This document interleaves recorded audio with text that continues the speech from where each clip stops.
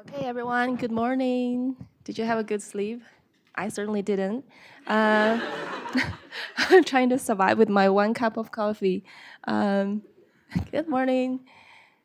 So it's day 3 of CESM tutorial. We're almost halfway through. I hope you're learning a lot.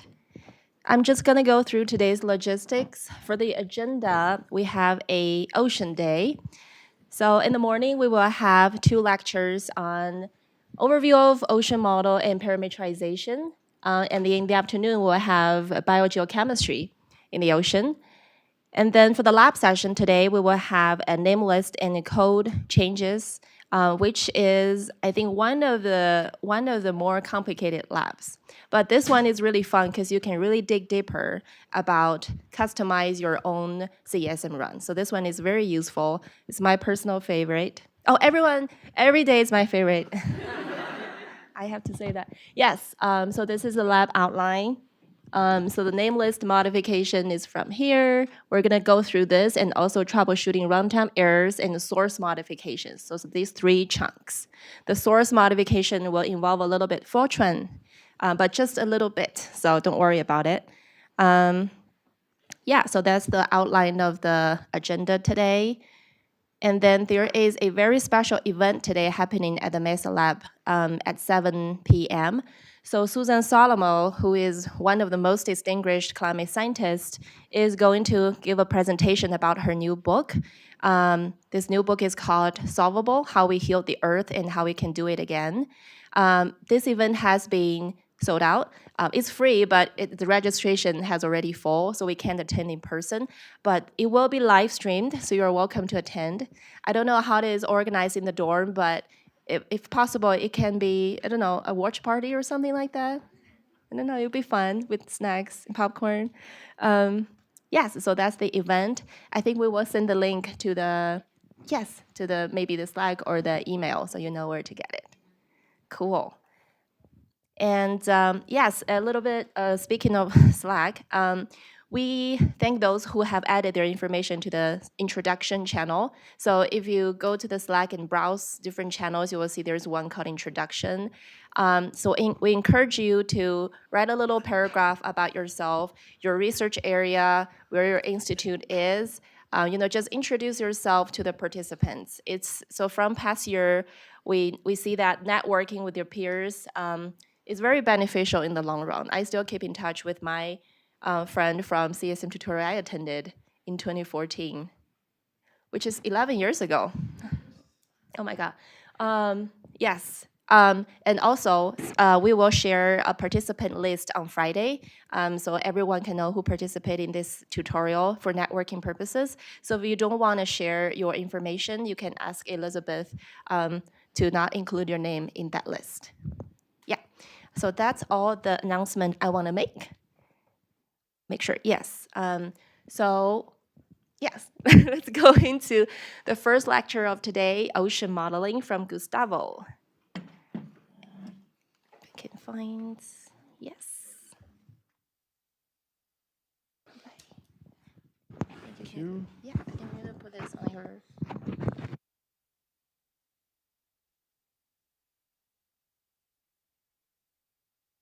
Hi, good morning, everybody. Can you hear me fine? Yeah. My name is Gustavo Marquez. I'm a scientist in the oceanography section here at CGD. I'm the co-chair and science liaison for the Ocean Model Working Group. So welcome to the first of 2 on ocean modeling classes. I'll teach the first one, and then Peter Jane here on my left will teach the second one. So the first one will be more like an intro, some basics, and then on the second one, we'll talk about the parameterizations, some of the key parameterizations that we use in the ocean model. However, before we start, we have 2 quizzes. Who here knows how much of the CO2 extra CO2 that's being put into the atmosphere since the Industrial Revolution is going where? Like, let's make it more broad. Where is that extra CO2 going in terms of percentage? Does anybody know how much is going in the ocean? Okay. CO2. That's for heat. So that was the second one. I'll give you points. So if the question would have been how much of the extra heat is going, over 90% is going into the ocean. For CO2, okay, close enough. So half stay in the atmosphere, a quarter goes to the land. That's because it's getting warmer and then there's more biomass growing, so the land is taking approximately a quarter of the CO2, and then the other quarter goes into the ocean. So from now on, every time you wake up, you don't go and check your phone right away. You thank the oceans for doing the job of getting the extra heat and quarter of the CO2. Okay, so now let's dive into how, like what we need to do from an ocean modeling perspective to represent those processes. That's what we are after overall, like how we need to be able to, excuse me, model that exchange and in a way that's consistent with the observations. So some general outline. So we'll be talking about some ocean modeling considerations, so the challenges for ocean modeling, some key ocean properties. Then we'll dive into the equations, like very briefly, boundary conditions, and then horizontal and vertical discretization. Then I will talk about the two models that we're currently using here. So POP is the one that you guys are using for the practical exercise. So this is the last year that we are talking about POP. And then from now on, we'll be switching to the modular ocean model version 6 or MOM 6. But today, I will briefly talk about both of them. And then I'll end with some helpful resources. Okay, so the first order challenge for ocean modeling from a numerical perspective is that we have this highly irregular domain. So I'll play this movie from a high resolution MIT simulation, and you're looking at the surface currents, just to give you a sense, like how the land is exerting a control. So how you can see the coastlines controlling how the Gulf Stream behaves, like it goes between Cuba and Florida, and then you see the loop currents breaking and going towards the Gulf of Mexico. And then we see here now the North Brazil current, how it kind of goes against the coastline. Now we're going across the Atlantic. These are the so-called Agulhas rings. See how they're formed at the tip of Africa. So the coastline plays a huge role in how the ocean currents act. So just to give you a sense, so that's the very first order challenge. Like because of these irregular boundaries, unlike in the atmosphere where you don't have, like you have at the bottom the topography, the mountains, but in the ocean we have these sideways barriers that the flow needs to go through, and those play a key role in the setting up the currents. Okay, now let's talk about spatial and temporal scales. So on this plot, on the x-axis, we have the spatial scale going from 1 millimeter, so like molecular processes, all the way to very large, like 10 to the 5th kilometers, which is like things like, size of climate change and basin scale processes. And then on the y-axis, we have a time scale. It goes from 0.1 seconds, again, like molecular processes, to 10,000 years, which again, that's the time scale for climate change. And then you have a bunch of processes in between, going from things that are very small and fast, to things that are very large and slow. And if you were to highlight where our low resolution model, which is a 3-degree horizontal resolution version, would fall into, that's this green box. So our lowest resolution model that we have here is with CSM 3-degree. You can represent these large-scale processes like climate change, you get some El Nino, base scale-wise variability, seasonal cycle. Now, if we add the workhorse, so that's the model you guys are using in the practical lectures, which is a 1-degree, that's the black box. So now we go a little bit to the left, and we can start to get a little bit of the eddies, like at the equator where they're big, but no, very little. Some of the Rossby waves. Now, this is the highest resolution that we have today, which is a 1/10 of a degree. That's the red box. And now we go like almost everywhere we can get eddies. There's still a big region that we don't capture the mesoscale eddies and fronts, but now you get some things like coastal upwelling. Okay, so now let's do this. So the bottom line on this is that most of the ocean models used for climate applications, they represent the climate. They don't represent the mesoscale eddies. If you do an analogy with the atmosphere, so here's the same type of plot, time versus length scale. And now we plot the workhorse atmospheric model 1 degree. So right away, you capture most of the tropical cyclone activity right away. So the bottom line is that most of the global atmospheric models used in climate models, they simulate the weather. So it's a big difference. And we'll see why. Why a 1 degree model in one case represents climate change and climate processes, and the other one represents weather. Okay, so because of that, that's will be the second challenge in ocean modeling that we have. Because of the size of the spatial scales, they're smaller in the ocean, so it's much harder to represent them with the discrete equations that we use. So using the resolutions that we typically use. So on the left, you have a 1/10 of a degree. That's the model I talked before. And then on the right is the workhorse 1 degree. So this is sea surface temperature on 30th of September in 2000, in both cases. So you can see that the overall structures look similar. You get warm, cold at the bottom and warmer towards the north. You see this warm water coming from the east side of Africa. But then on the left, you see all these little structures. So those are the mesoscale eddies. There's Agula rings that we saw in the animation before. And they are represented on the left, but they are not on the right. So what we need to do is we need to be able to represent the effect of these eddies in a low resolution model like the one you see on the right. So that's a huge part of the business that we do.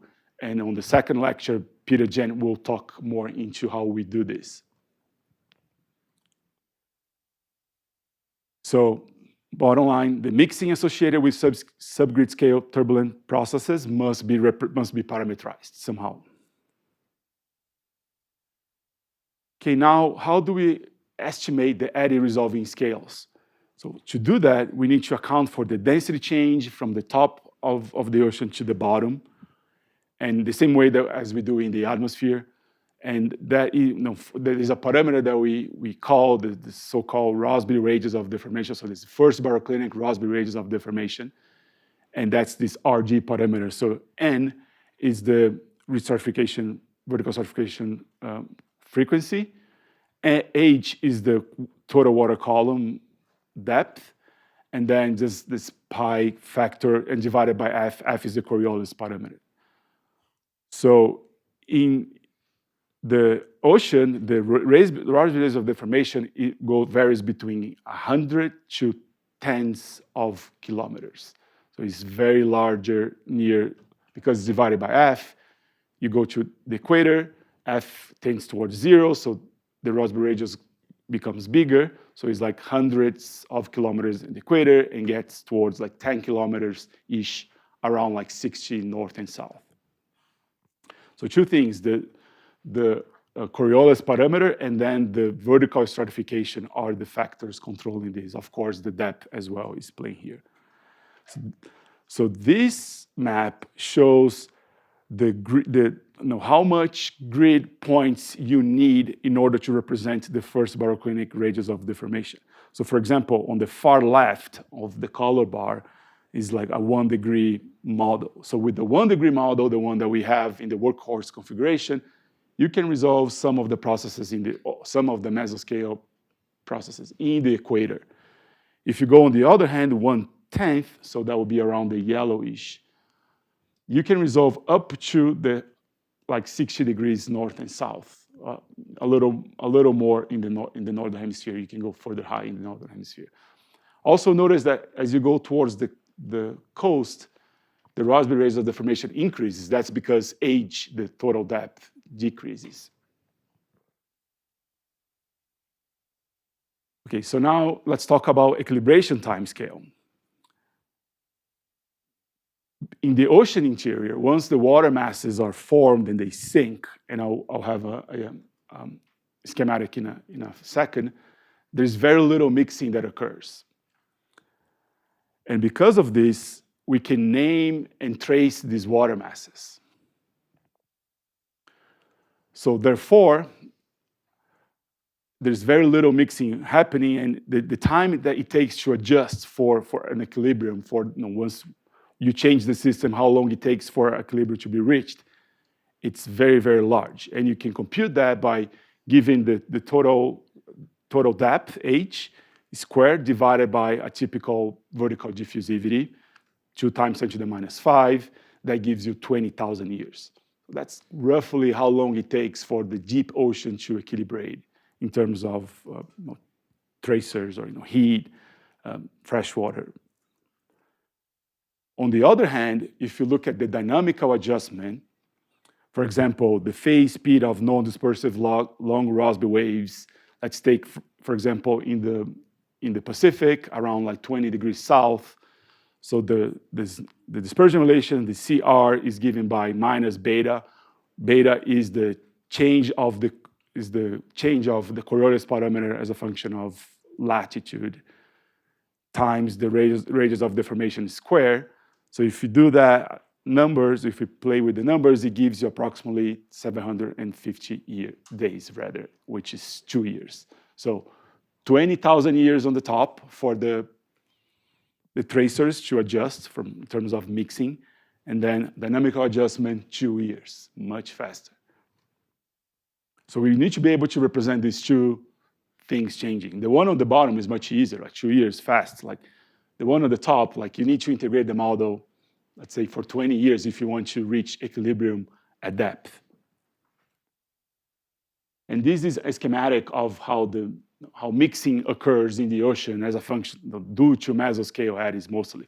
So the blue arrows are the mixing done by mesoscale eddies, and the red arrows are the mixing done by vertical mixing processes. And then the gray contours represent lines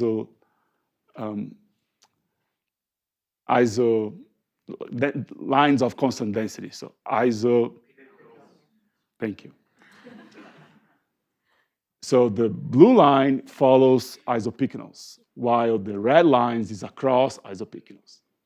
And then like in the ocean interior, most of the mixing, as I said, occurs along isopycnals. The effect of the red arrow is very, very small. And then you have this transition layer, and then near the surface, because there's a lot of mixing, we have the winds, the waves, then things are more homogeneous. So you see the isopycnals, they become parallel, and they become perpendicular to the surface. So the mesoscale eddies in that case, they are diabatic. They're crossing, making the properties cross isopycnals. So we need to represent, the ocean models need to be able to represent this schematic. So near the surface, you mix across isopycnals, and then in the ocean interior, you mix along isopycnals. That's very, very difficult. Just like from a discretization point of view, like your advection operator that has nothing to do with the mesoscale parameterization per se, all numerical schemes have errors. And an error in your advection scheme that leads to mixing across isopycnal is a big deal in the ocean model, because now you're creating mixing in the ocean interior, therefore you're going to have a very large drift, which is what we try to avoid. As I said before, you can name the water masses because of this very small mixing that occurs at depth. So you have the North Atlantic deep water, you have Antarctica bottom water, you have the upper circumpolar deep water, and so on and so forth. Okay, so now the bottom line for climate studies is performing long climate scale simulations at area resolving or even permitting resolution is not practical. Nowadays, computers are getting faster, and we are able to do longer integrations with high resolution models, but nothing close to thousands of years. So we must live with the deep ocean not being at equilibrium in most of the simulations that we do. Spurious mixing in the ocean interior can significantly degrade the solution. So that's this business I just talked about of you have to do mixing along isopycnals in the ocean interior.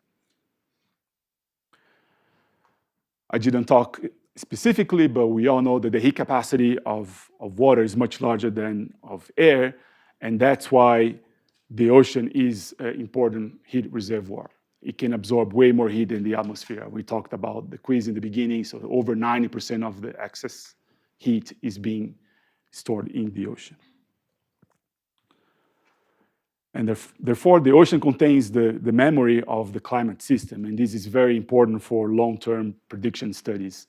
And there's many scientists here that are working on predictions, and hopefully that will be some of the specific talks that you see on how that's done. Okay, so now let's talk about the equations that are used to solve ocean models. So we have 7 equations and 7 unknowns. We have 3 velocity components, u, v, and w. We have equation for potential temperature, equation for density, equation for pressure, equation for salinity, plus if you have an ideal, like extra tracers, like CFCs, ideal age, there's 1 extra equation for each of them. And the passive tracers equation look just like the salinity and potential temperature equations, but they don't feed back into the dynamics like temperature and salinity do via the density equation. And we also make some approximations and scaling considerations. So the first approximation is the hydrostatic balance. So when the ocean becomes statically unstable, so when you have overturning, like you have a dense water going down the hill and that dense water like starts to form these Kelvin-Helmholtz instabilities, we don't allow that to happen with the hydrostatic approximation because the largest acceleration that's allowed is gravity, and the vertical acceleration, I should say. So then, you cannot explicitly capture these Kelvin-Helmholtz type of instabilities with the hydrostatic approximation. Instead, that needs to be parametrized via a vertical diffusion. So that is another type of subgrid scale process that is not included. It must be parametrized.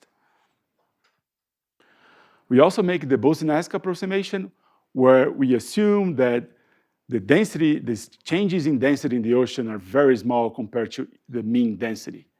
Therefore, we can say that because of, like we say, rho equal rho naught plus rho prime, that's how you break that down, and then you say rho prime is much smaller than rho naught. Therefore, we can just, every time there's the density in the equation, we substitute by rho naught, with the exception of the continuity equation, where we continue to use actual rho. So the other assumption is the continuity equation, where we assume that the flow is incompressible, so we cannot deform the seawater, so what flows into a control volume must leave that control volume. The other one is the thin shell. So the ocean depth can be neglected compared to the Earth radius. So the way you can visualize the ocean is with a piece of paper, just get your book and like a thin piece of paper.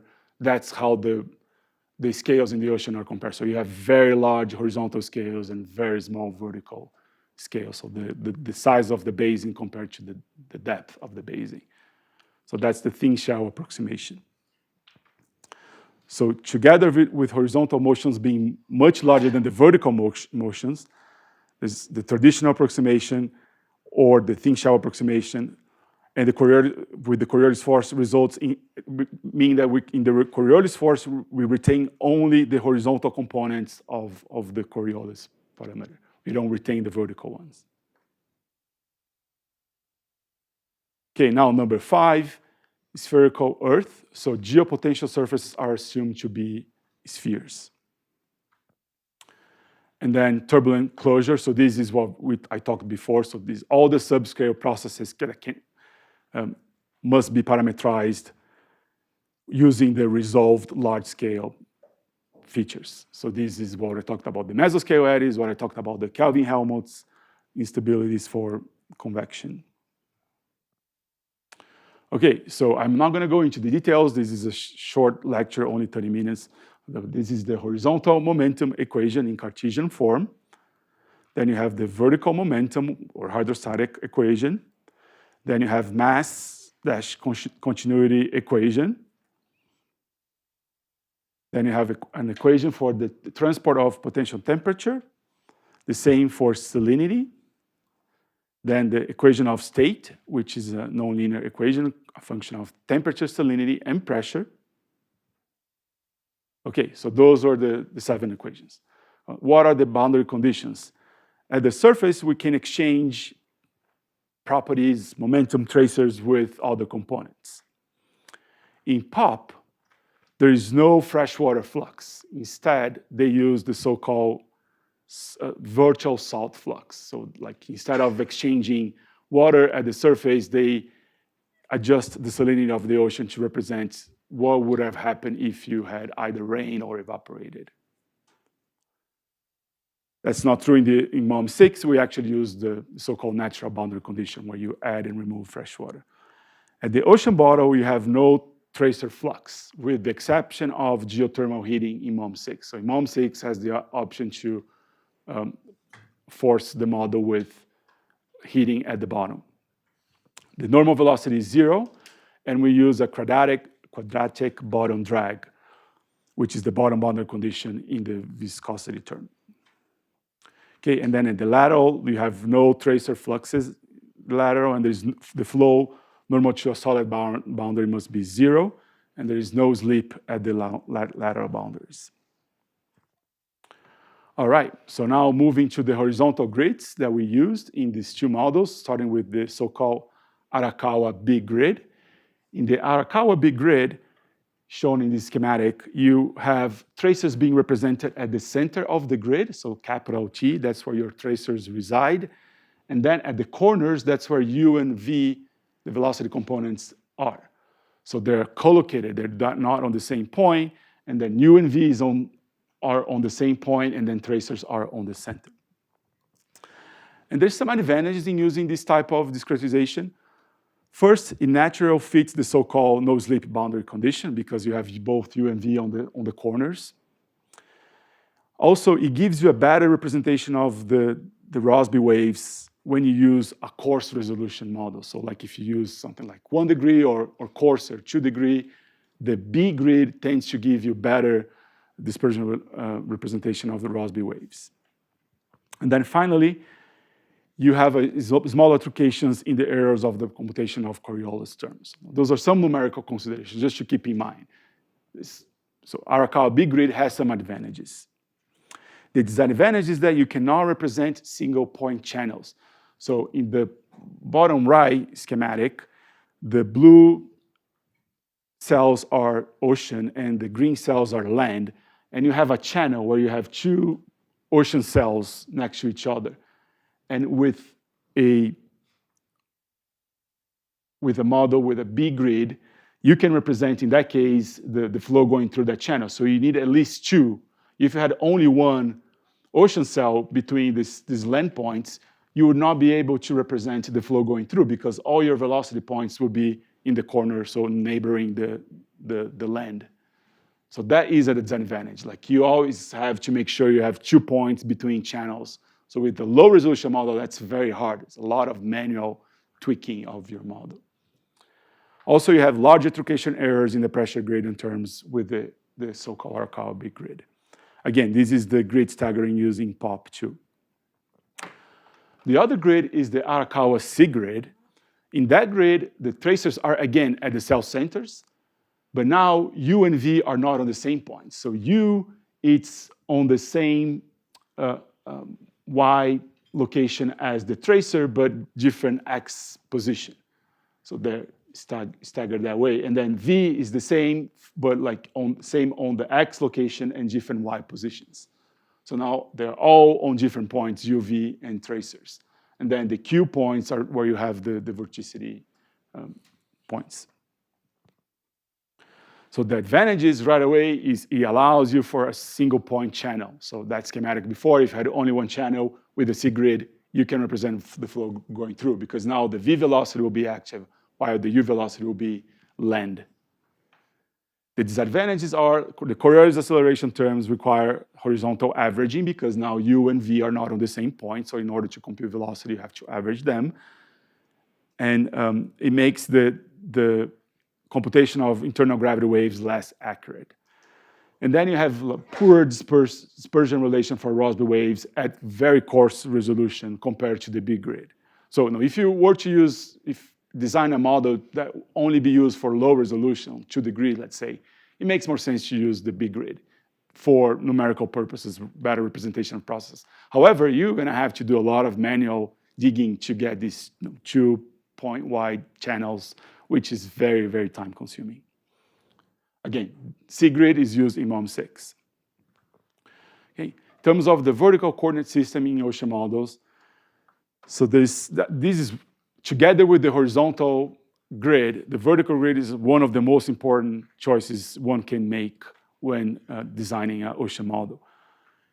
And there's 3 main vertical coordinate systems in use. The so-called Z coordinates on the left, that's what's used in POP. So in that system, the vertical spacing does not change as a function of your horizontal position. So if you go North Pole, in the Arctic, the first delta Z will be the same as the first delta Z in the Southern Ocean, for example. The second one in the middle is the so-called sigma or terrain following coordinate. In that one, your delta Z's are following the topography. So you have good representation of the flow near topography. And that become less so as you go towards the ocean, towards the surface rather. And then the further on the right is the so-called isopycnal coordinate.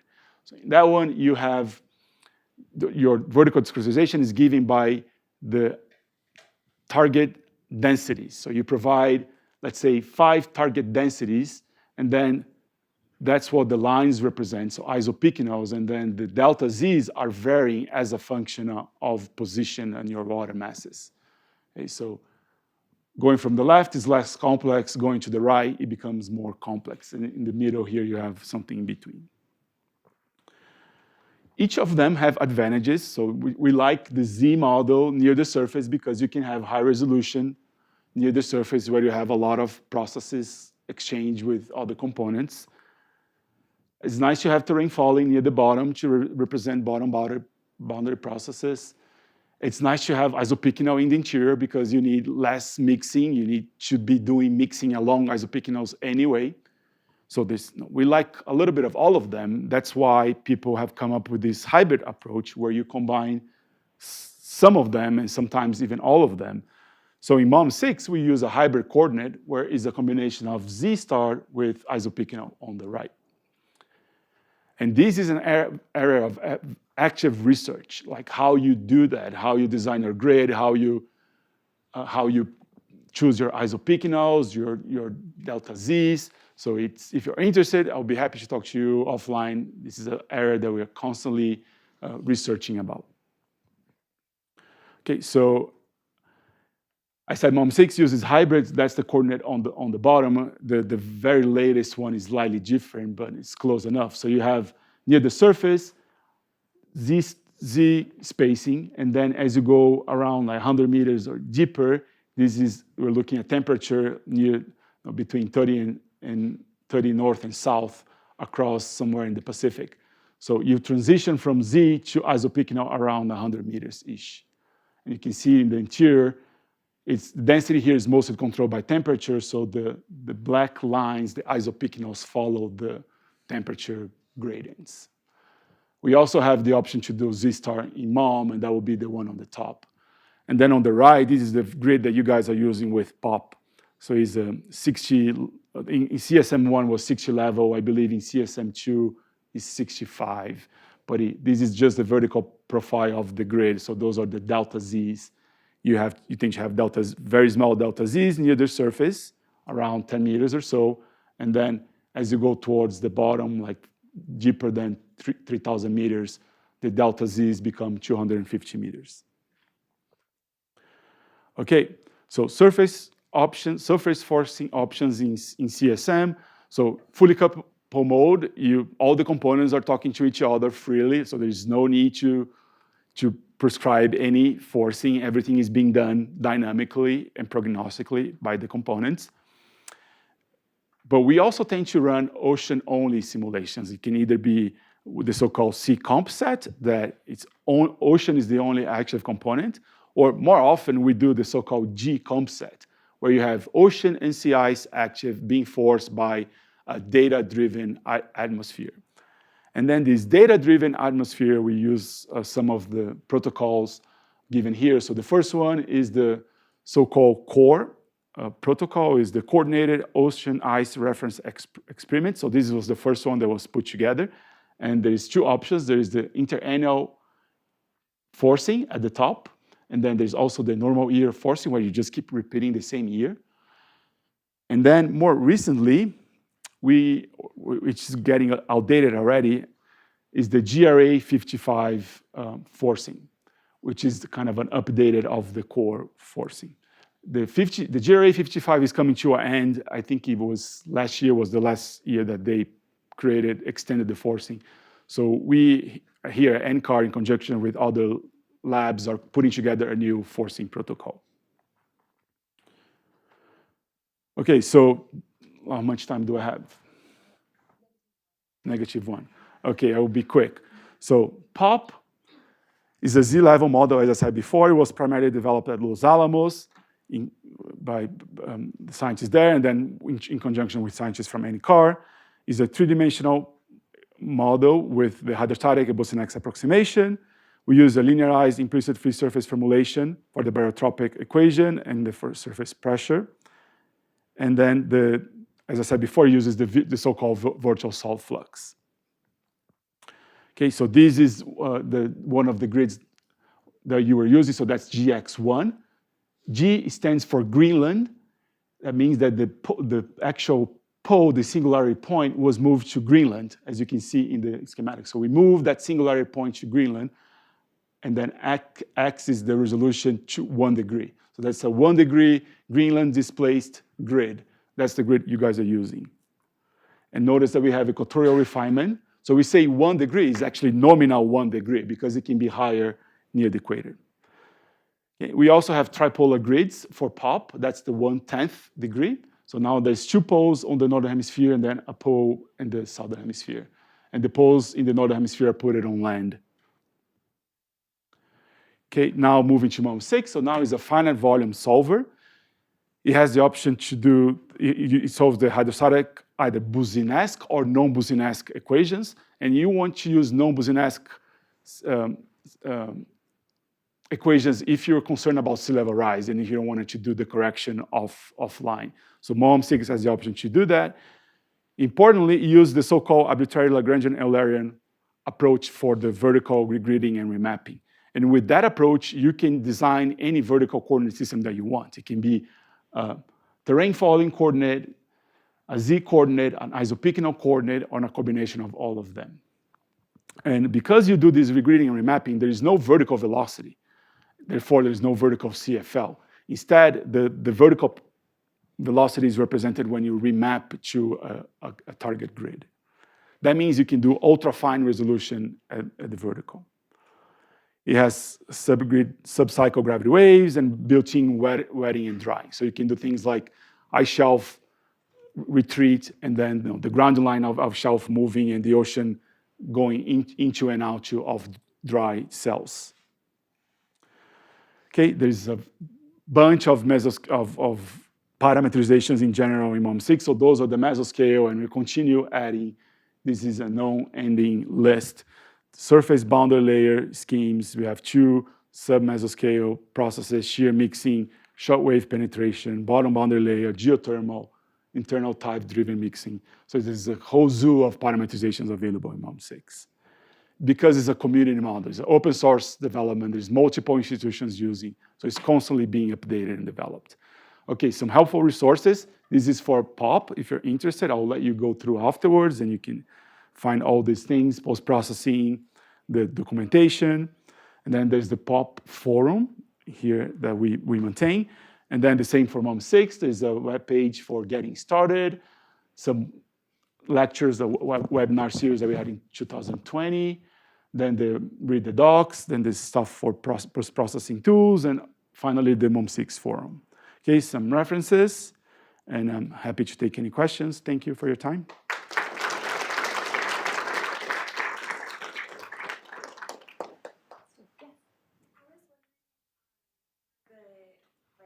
Hybrid approach for the vertical coordinates in MOM versus POP. Like in POP, we stick with the Z coordinates at the surface. Yeah. How would having that hybrid approach to do like isopycnal below the surface, like around 100 meters, change like surface Great question. values, like hydrological processes? Would that be better there too, like that, how those talk to each other? Great question. So in POP, you always have system throughout the whole water column, Z, right?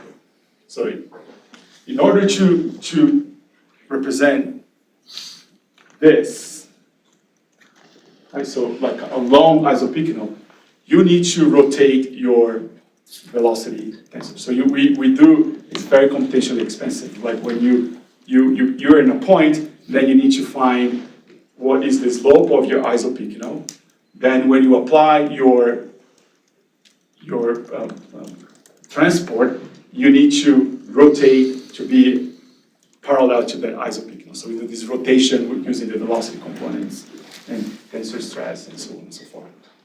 That's and it's prone to error. It's not.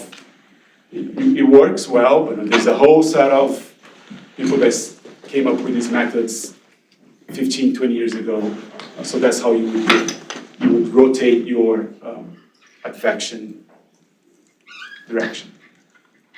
So is MOM, like, would you say that MOM is going to be better at kind of simulating those like advection processes and get better like salinity values at the surface? Oh, at the surface. Like coming up from it, would that happen? Right. So we're talking about ocean interior. That's when the low isopycnal matters. At the surface, things are more parallel to the ocean surface. So across isopycnal, you have a lot of across isopycnal mixing. Okay. So even in MOM, when we represent the diffusion due to mesoscale eddies, for example, as we go near the surface, we do that horizontally rather than along isopycnal. Oh, okay. In the interior, we do along isopycnal. Okay. Okay, thank you. But you're right. It will be presumably one of the appealing parts of MOM6 is that it will give you less spurious mixing. That's the technical word that we call it. Yeah, thanks for your talk. I have a question regarding the atmospheric forcing. What about ERA 5? Yeah, so ERA 5 is being used to generate those forces. My understanding is that by itself, it's not enough. It does not have enough fluxes to force the ocean model in a precise way. So these protocols, I know the new one that we are developing is based on ERA 5. So we get ERA 5, we do some correction on top of ERA 5, then add what's missing, and that's what the protocol will be. So again, I can follow up with you later, but my understanding is that ERA 5 by itself is not enough to be used as the reference, the forcing protocol. What was the reason for the decision to switch to MOM6 rather than develop POP?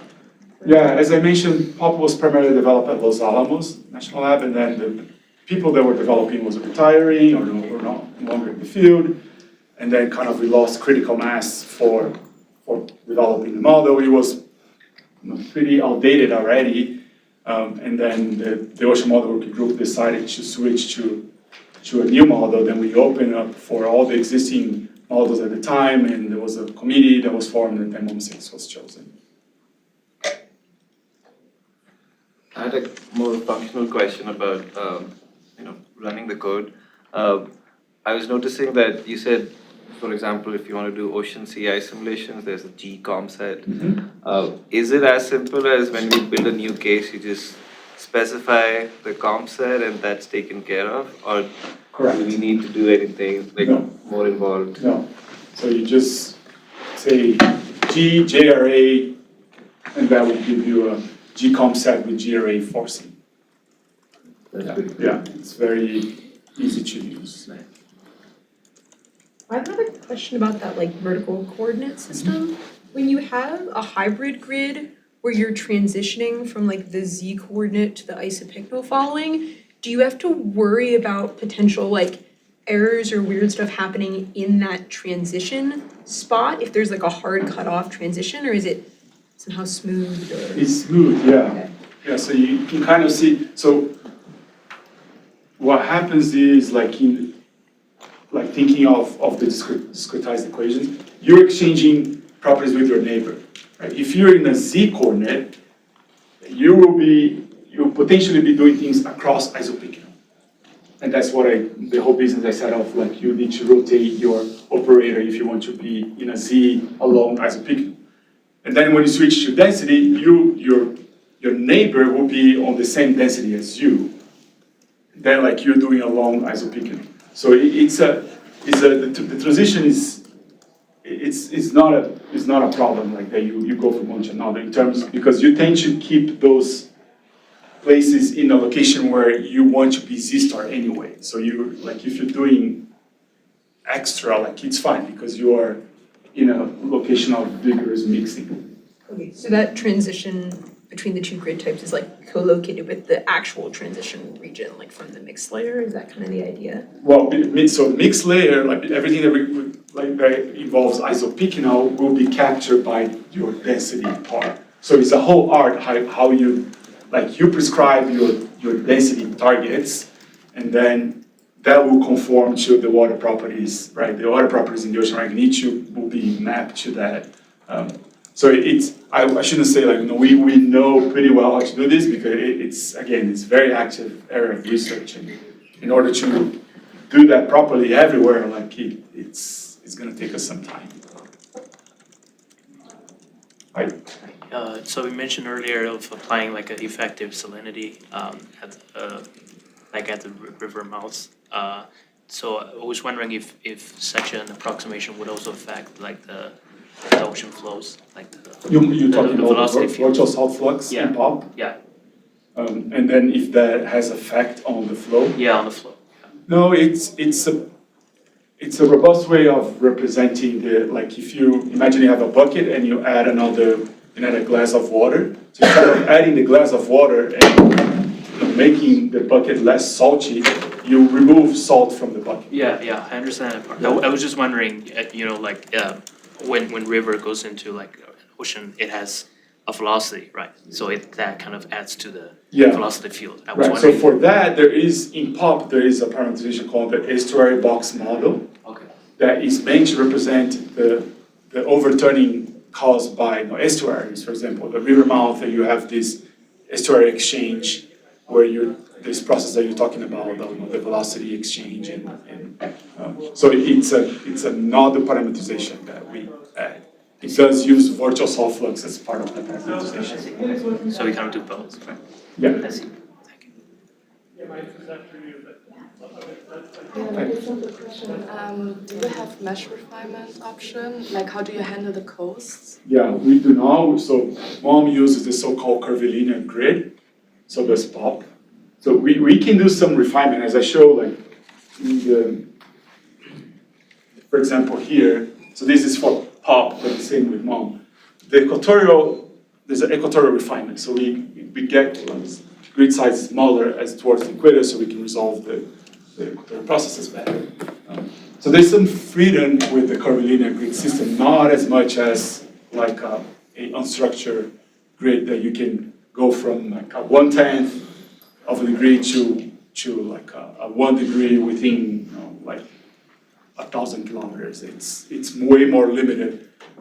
There's someone in the building today from Turkey that is working on making a global grid with MOM6 that will be like a 112 in the Mediterranean, and then will be like 1 degree outside in the Atlantic.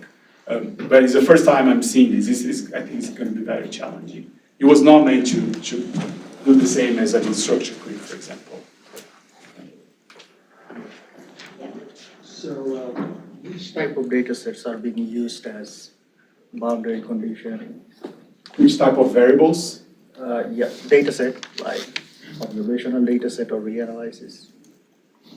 Yeah, so for, like when we do forced ocean, or like the C or G cases, you need the short wave, radiation, short wave, long wave, then you need to know the velocity in the atmosphere at the bottom level of the atmosphere, then we use, and temperature, and then we use the so-called bulk formula to compute the stresses, as well as the turbulent effluxes, sensible and latent.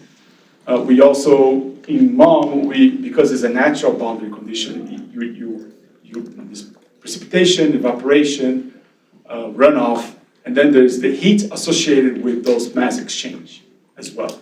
Yeah, so it's a pretty big list, but like just to give you a hint here. Great timing. Okay, let's thank Gustavo.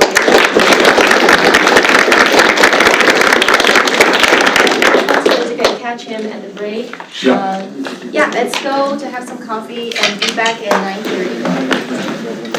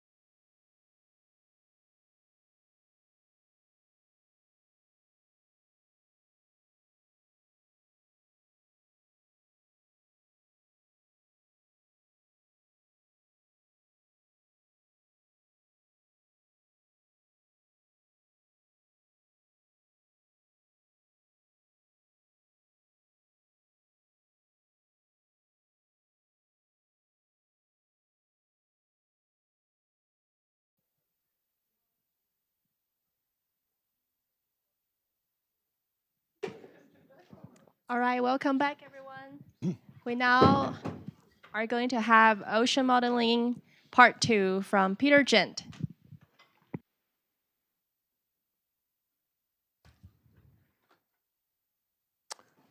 So, compared to the last talk, this is going to be an old school talk from an old school guy.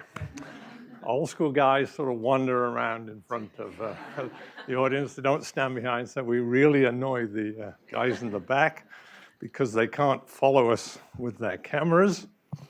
But I'm going to talk about the two most important parameterizations in ocean models. And the first one is a vertical mixing scheme. And why is it so important? The ocean is different from the atmosphere. First of all, it's wet, but secondly, and most importantly, it's forced from above. It's forced at the surface by the winds, the heat fluxes, and the water fluxes that come in. The atmosphere is often forced from below. That's how you get convection, which we might get today, but we probably won't because it's going to be too hot and too dry. So the ocean is different. The only forcing that Gustavo mentioned that comes possibly from the bottom is a very small amount of thermal forcing from ocean vents. All the rest comes from the top. So what happens down below in the ocean is all caused by the vertical mixing scheme. So that's why it's so important. And we still use this vertical mixing scheme called KPP, K-profile parameterization. And it was first published in 1994 by a colleague of ours, Bill Large, Jim McWilliams, and Scott Doney. And it's still used today. It's very relevant still. So unresolved turbulent vertical mixing due to small-scale overturning motions is parameterized as a vertical diffusion. These old school guys have old school pointers. It's guided by a study of observations of the atmospheric boundary layer. So the time rate of change of a quantity x is minus d by dz of the average of the perturbation vertical velocity and the quantity x. And if you parameterize this flux as a minus kx d by dz of x, then what you get is a vertical diffusion of things going down. And kx represents an eddy diffusivity or an eddy viscosity, and the x's are either active or passive scalars and or momentum. Now, one of the new things that KPP did was it isn't just a vertical diffusion scheme, because the scalars, temperature and salinity, have a non-local or a counter-gradient effect, gamma x. By the way, this was put up specifically to stop me getting too close to the screen and touching it. Thanks, guys. So this was new. All the vertical schemes before that were just vertical diffusion. So this was a new scheme, and it had important consequences. So KPP involves three high-level steps. First, the determination of the boundary layer depth d. Second, calculation of the interior diffusivities, nu of x. And third, the evaluation of the boundary layer diffusivities, kappa x. Now, diffusivity throughout the boundary layer, where the vertical mixing is really strong, this is where the wind forces the vertical mixing, depends on the surface forcing, the boundary layer depth, and the interior diffusivity. And KPP produces quite large diffusivities below the boundary layer depth, which mixes temperature and salinity quite deep in times of very strong surface wind stress, such as strong mid-latitude atmosphere storms. And this property, due to this not countergradient term, was new, that you've got significant vertical exchanges below the depth of the boundary layer. this was a new aspect of the KPP scheme, which is important in improving representations of the upper ocean. So, most important, how do we determine the boundary layer depth? And it's determined by evaluating this bulk Richardson number, RIB. So what you do is you go down to layer 1 and determine what the value of the Richardson number is. If it's not small enough, you go down to the next layer, and then you calculate this Richardson number as a difference between the surface buoyancy, BR, and the buoyancy at that depth, D, divided by the square of the difference of the velocity between the surface and the velocity, horizontal velocity, at that depth, D. And we have this little extra term in there called unresolved shear, just in case these two are equal, and we don't want the Richardson number going to infinity, which blows up the model. So you go down at each level, determining the bulk Richardson number until it's small enough, less than this critical Richardson number of 0.3. And there, at that level, you determine that that is the boundary layer depth at that point. And the Richardson number measures the stability of stratified shear flow. So in traditional things in Kelvin-Helmholtz, you go down to a critical Richardson number of 1/4. And once you go below that, you get instability kicking in. In this case, with this bulk Richardson number, you go down until you find a level where the bulk Richardson number is below 0.3. So this measures the stability of stratified shear flow, and quote from this paper, boundary layer eddies with a mean velocity VR and a buoyancy BR should be able to penetrate to the bottom of the boundary layer depth D, where they first become stable relative to the local buoyancy and velocity. So you determine this boundary layer depth, and it's where the wind that's strongly forcing at the surface produces the turbulence, and that down to that boundary layer depth, you get very strong mixing of things getting taken down from the surface down to that level. Then, below that boundary layer depth, you have a little layer, a transition layer, where you can get quite large vertical mixing, and then you get into the deep ocean where there's very small vertical mixing. So it's that transition that's difficult to do, and this KPP scheme was the first one that did it better than just a pure diffusion. Once you get into the diffusivities below the boundary layer, then you get into the region of a small vertical mixing, and there's all sorts of things that can affect that vertical mixing. For instance, we're often asked, how do the tides, which are important in the ocean and a big signal, come in? And they can produce some tidal mixing below the boundary layer, where it's significant. There's things called internal waves, which are internal waves can break, also causing mixing. And we have something called unresolved shear instability.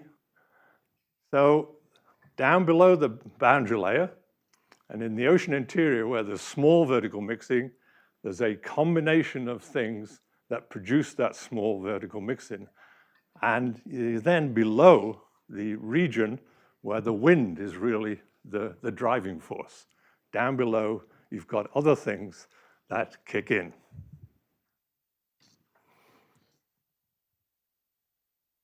So, how did this new scheme do in comparing observations on the top here against the model?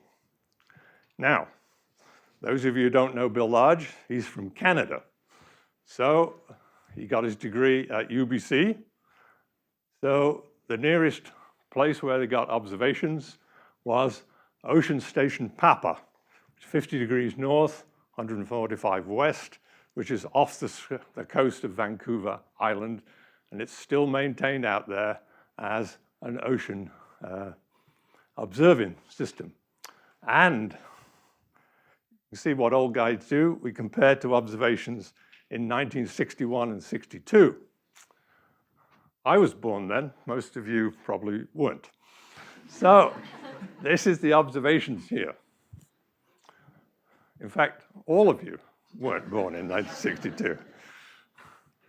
So this is saying the observations. So the boundary layer depth is weak in the summer. You've got light winds, and you've got a lot of solar radiation coming in, so the boundary layer depth is not very deep, it's 20 or 30 meters. As the fall goes on, the solar heating gets weaker, and the winds get stronger.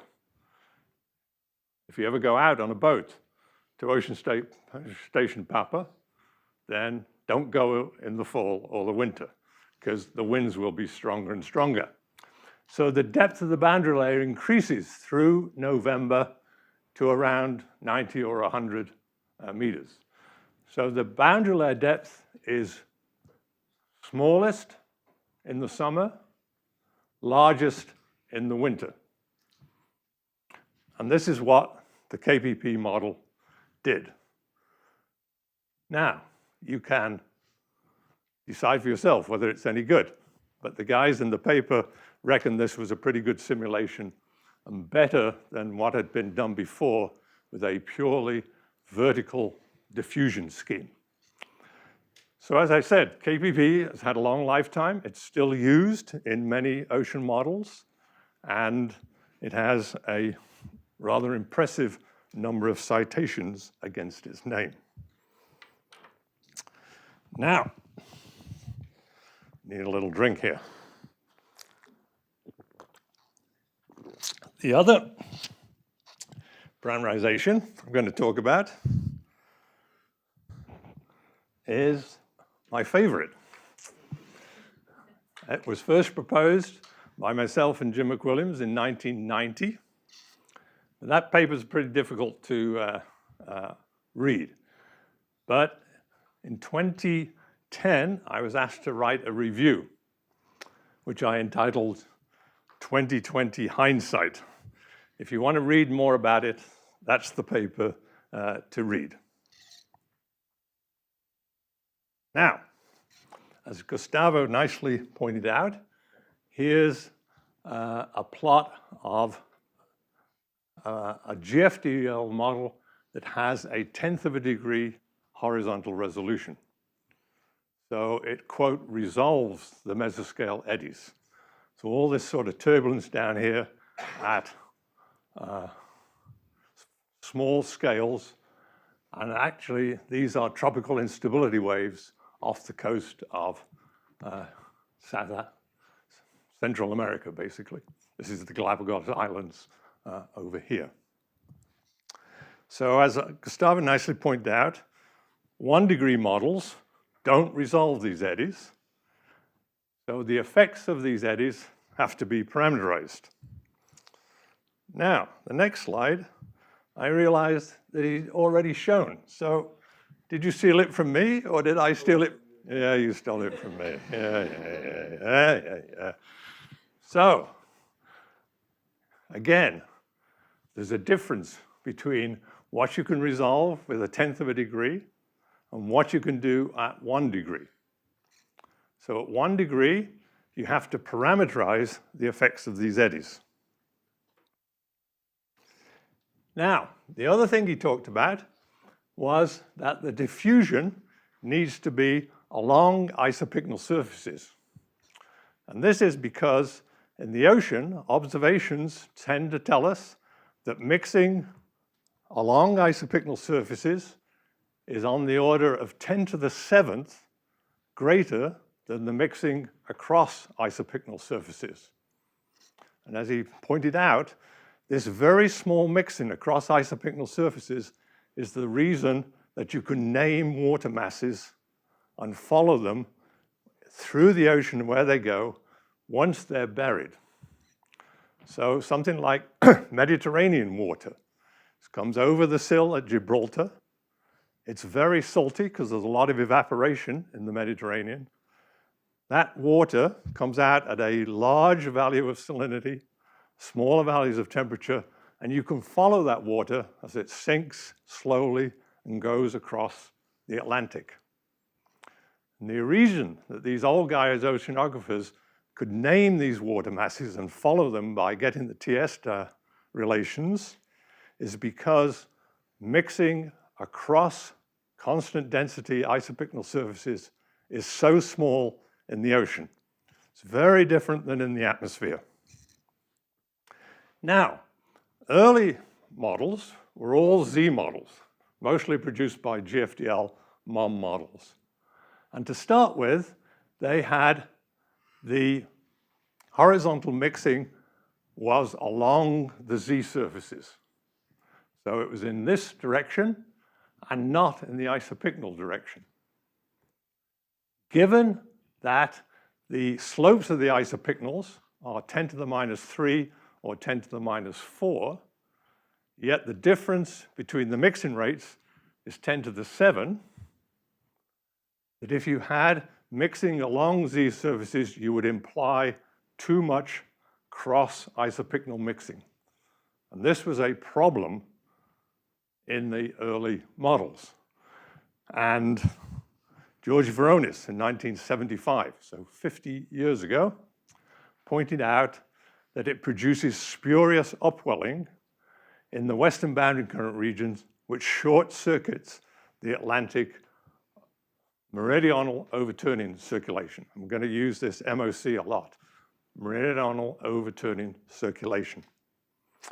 And thus, there was a recognized need to orient tracer diffusion in Z-coordinate models along isopycnal surfaces in order to be consistent with those ocean mixing rates. That was done in the mid-1980s. But still, there were some slight problems with ocean models.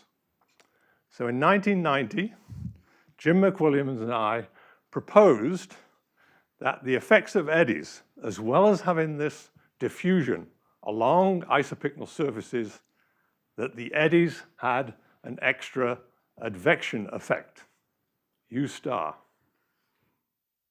And we proposed a form for U star, which is related to the slopes of the isopycnals, grad rho over rho z.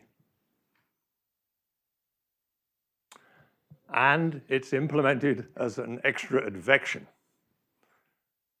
And it was in addition to the diffusion along isopycnal surfaces. And this was a new proposal. There'd never been a proposal that the isopycnals, that the eddies would have an advective effect. So, where does it have its biggest effect? And the biggest effect is in the Southern Ocean. So this is a plot. Antarctica on the left, going north as we go right. And here you can see that they name these water masses. Antarctic bottom water, North Atlantic deep water, Antarctic intermediate water, and a whole bunch of others that I don't know what they stand for. Now, there's a zonal wind jet centered somewhere close to 50 south, which is blowing strongly out of the board towards you. And it produces in the ocean what's called the Antarctic circumpolar current. The Antarctic circumpolar current is the strongest current in the world's oceans. It's twice as strong in volume as the Gulf Stream. And it's the only current, as its name implies, which is circumpolar and goes around Antarctica. So you've got a strong current here and weaker currents on either side. Now, we're in the Southern Ocean, Southern Hemisphere, so Coriolis is pushing things to the left. So that push is strongest where the Antarctic circumpolar current is the strongest, and it's weaker on either side. So it produces a convergence here, and if water converges at the surface, it has to go down. It produces a divergence here, so water has to come up. So the mean flow is producing an overturning circulation. It's in this direction, clockwise. And what the effects of the eddies that are ubiquitous in the Antarctic circumpolar current is it tries to balance that effect of the mean flow by having a circulation in the opposite direction. So an anticyclonic circulation, anti-clockwise. So the mean MOC is producing a clockwise circulation here, balanced to some degree by a circulation in the opposite direction due to these eddies. And this was new because this is due to this extra advection. Now, the first time this was tried in an ocean model was done by a new postdoc we had named Gökhan Danabasoglu. And it was in a really coarse resolution model to start with, 4 degrees by 3 degrees by 20 levels. And we ran 2 cases. One where there was just horizontal diffusion, and the second one where the diffusion was along isopycnals and it had this extra advection. And these are the overturning circulations that came out of that model. Now, the overturning circulation, you've got du dx for dv dy plus dw dz is 0. If you average that in x, you get a circulation stream function, which tells you about meridional and vertical motions. So in this stream function, things are going clockwise around the positive contours, anti-clockwise around the negative contours. So here we've got water going down. And that is called the Atlantic Meridional Overturning Circulation, AMOC. That all happens in the Atlantic Ocean. You may have heard of AMOC. It's reasonably well known. Elsewhere, things are going the other directions. But here, in the ACC region, is this positive circulation due to the mean flow. Going down here and up on the southern flank of the ACC. And polewards of that, you've got a circulation which produces Antarctic bottom water up against the continent. Now, if you plot the same function in the case where we had isopycnal mixing and GM advection, this is what you get from the mean flow. It's similar, but for instance, it's stronger in these locations here, 12 sphere drops compared to 8. And that's because you've eliminated that Voronezh effect. You've also got much weaker and better, smaller amounts of formation of Antarctic bottom water. But you've still got this powerful overturning due to the mean flow. Then we plotted the overturning circulation due to the mean flow and the advection, the eddy advection. Northern hemispheres, there's not much difference. 16 sphere drops over here, 16 over here. But look what's happened in the region of the ACC. You've gone from this really strong circulation here to almost no circulation there. So the overturning circulation due to the eddies is strongest in the region of the ACC, and in this calculation, it's almost balanced, the overturning due to the mean flow. These integrations, for example, were integrated to equilibrium. They were integrated for 10,000 years each. Now, what's the effect of this extra advection? Here, you're going this way, so you're transporting cold water at the surface farther north. So over here, you've got cold water above warm water.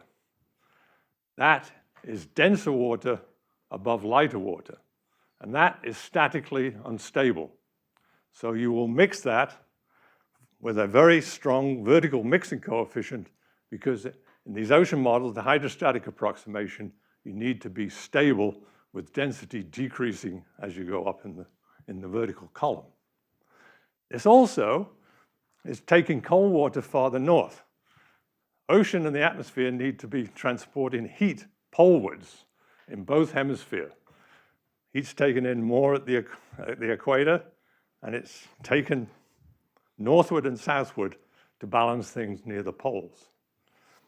So this was a big surprise to us, that this overturning to the eddies was so strong and balancing the mean flow.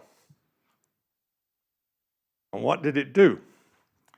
As I pointed out, in the one with just horizontal diffusion, you have all sorts of, quote, deep water formation going on because you've transported that cold surface water above the light surface water.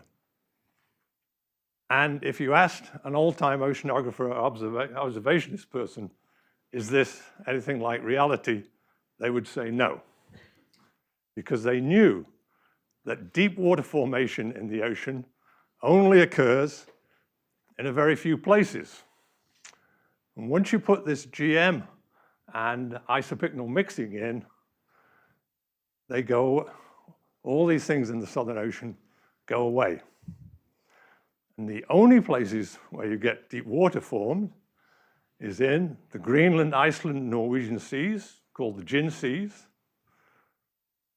the Labrador Sea, the Weddell Sea, and the Ross Sea. And these are the places where observationalists knew that these are the locations where deep water is formed, where you get really statically unstable regions and the water goes down potentially several thousand meters. So if you ask this old-time oceanographer, real oceanographer, not a computational oceanographer, by the way, which of these would be better, they would absolutely say, this is right. And it was this simulation that encouraged us to couple this up in the first CSM run to an improved atmosphere, and I've forgotten my GM summary. Here we go. Mimics the effect of unresolved mesoscale eddies as the sum of diffusive mixing of traces along isopycnals and additional advection of traces by the eddy-induced velocity. That extra advection is an adiabatic scheme, so it's valid for the ocean interior. It gets absorbed with other things in the surface where there's so much more of the mixing going on. That advection acts to flatten the isopycnals and to reduce potential energy, was what baroclinic instability does. It tends to flatten isopycnals, reduce potential energy. And it eliminates any need for horizontal diffusion in z-coordinate models. That run that we did was absolutely stable, so you don't need any horizontal diffusion at all. And implementation of GM in this ocean model was a major factor enabling stable coupled climate models to run without flux corrections. And what you need to remember is that this model started off as MOM1. We added KPP and this advection scheme, and we called it the NCAR CSM ocean model, NCOM. You need to remember that in 2 minutes' time. So, as I said, this CSM1, where we had this KPP and GM for the first time, was the first ever climate model run that produced a non-drifting control run without the use of flux adjustments.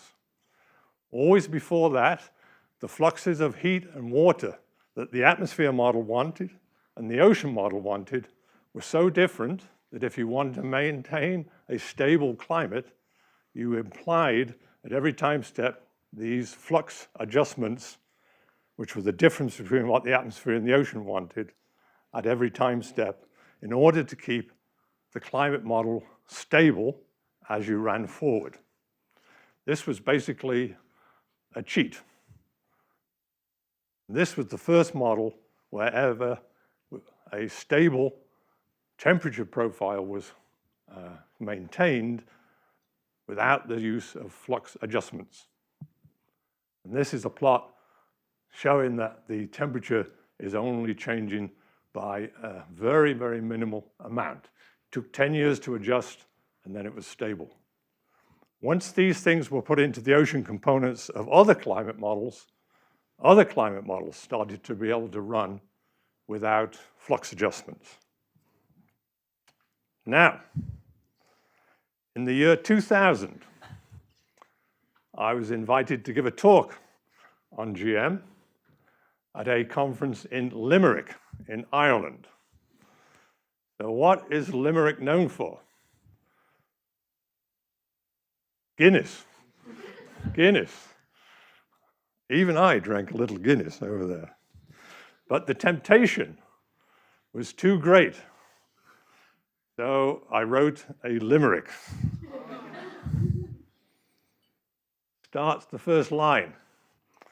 There once was an ocean model called Mom. This is how all the best limericks start. There once was something. So, there once was an ocean model called Mom, which occasionally used to bomb, but eddy advection and much less convection turned it into a stable income. Thank you.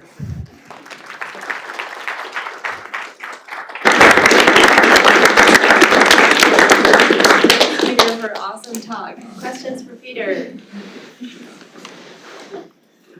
Simmering this limerick.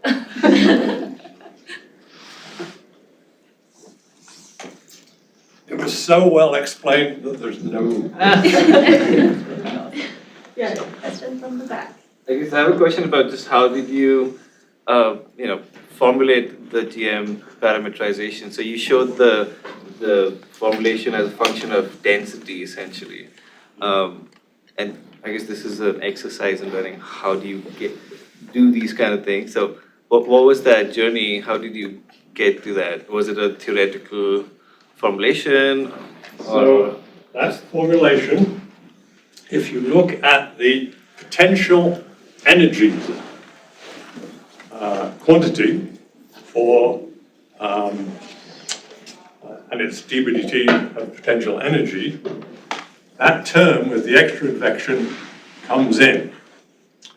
And if you evaluate it with the slope of the density surfaces that you get, the term in the potential energy equation is a definite sink of potential energy when you globally average it in the ocean model. And that's what we wanted, because that mimics the effects of baroclinic instability, which is to flatten the isopycnals and to reduce potential energy. And that particular form we chose because it did that if you do that equation for the potential energy. And that's in that 2011 paper. So were we lucky? I don't know. Were we brilliant? You guys decide. You guys decide. Yeah, question first. Yeah. Yeah, so from what I understood, so the eddy impacts are mainly over the ACC region. Yeah. So to understand AMO, do we have to consider eddy, or is just the mean eddy, mean mock is enough? So those overturning circulations in the ACC are on the order of 12 or so spheroids. If you look at the overturning circulation due to the eddies in the North Atlantic, it's 1, possibly 2 spheroids at most. So to first order, the contribution of those eddies, the extra advection by those eddies is very small in AMOC. So to first order, you only have to deal with the mean flow when you're talking about AMOC stability. In terms of AMOC, there's been much publication about is AMOC going to decline as we go forward. And I'm personally not very happy with most of the publicity that comes from AMOC, because they always show AMOC is a tipping point, that will it stop if we go past some things. And there are papers being written using our CSM models saying we're going to have a AMOC collapse. Some say in just a few years, some say in the 2030s. But I have never been convinced very much by the papers that have been written on that. And unfortunately, there are certain individuals that love this publicity, and as soon as some paper comes out saying there's a possibility AMOC might reduce, all the reporters go to these same individuals who've made their careers by saying tipping points in AMOC. So personally, I don't see I'm going to live to a time when AMOC collapses. You guys might live to a time when AMOC collapses, but not me. Yes. In the atmosphere where the synoptic and planetary eddy advection is well resolved, it's pretty straightforward to compute the eddy-induced circulation and transformed Eulerian mean using monthly Eulerian diagnostics, as long as you output the eddy covariances. But I'm wondering, with the eddy advection parameterized in the ocean, is it equally straightforward to compute the eddy-induced advection diagnostically? Yes, because you just use that formula that's in there. And when people run these 1/10 of a degree, quote, eddy resolving simulations, GM is not used because, quote, the eddies are resolved, so you don't need this parameterization. They still use that thing about any mixing in the deeper ocean goes along the isopycnals, because you will still get into trouble if you don't respect the isopycnals in the deep ocean. But there's analogies that I've written a paper about between the effects of eddies in the ACC and in the atmosphere. Because it's circumpolar, if you look at the zonal momentum equation, you've got a minus dp dx there. If you integrate round, that term goes away. So there's a completely different dynamics between a circumpolar current in a mid-latitude. If you integrate across the Atlantic, PDX is a big term. So there's a big difference in dynamics. So the dynamics of the ACC is much more similar to atmosphere, and there's a non-acceleration theorem by McIntyre and others, which sort of applies in the ocean. So, yes. So this original, I guess, validation paper you integrated for 10,000 years and until it's as a stable climate. And the current outlook is that the zonal wind stress has been increasing in the transient climate. And this would accelerate the ACC. And there's a lot of literature on eddy compensation. That's right. But these are using these high-resolution models with increased topography. Topography can excite its own variability. And so in your smoother 3 by 4 degree model, there's not really a lot of topographic effects that can be involved. Right. So in your opinion, how much of, and there's a lot of literature on changing your coefficient and making it spatially variable to get this eddy compensation. But even in these ripple eddy emitting models, you don't have full compensation necessarily, it's usually partial. So in your opinion, is the partial or even full eddy compensation solely due to a transient baric mesoscale eddy, or is the topography also very important? So that's, he knows too much. Yeah. Not only know a lot, but he knows too much. So we've observed over the last 20 or 30 years that jet in the Southern Ocean is A, increasing, and B, moving very slightly to the south. So that induces a stronger ACC, more mean flow overturning, and a greater eddy variability because the winds are stronger. So the question is, does the eddy compensation completely balance that due to the mean flow, which it did in my thing there? And the answer is that most high-resolution models say no. And in fact, most even non-eddy resolving models, that the eddy compensation against the mean flow is not as complete as in that one that I showed. So the bottom line is that the eddy compensation is normally very significant, but is not complete. And then there's questions about, is it just a transient eddies or is it stationary eddies as the flow comes around the south part of South America through Drake Passage? It then has this big northward tilt, and there's sort of topographically forced deviations. And it's still a question. The Australians always debate are you Australian? No. Oh, okay. That's good. But there's a lot of literature, and there's some summary in a review I wrote about what's the effects of increasing southern hemisphere winds on ocean models, where I go from non-eddy resolving through to eddy resolving. This that was in somewhere you can look up. It's how many years old now? 8 or 9. So there's a lot more literature. But that was the state in 16, is it? Yes. I think he knows far too much. Far too much.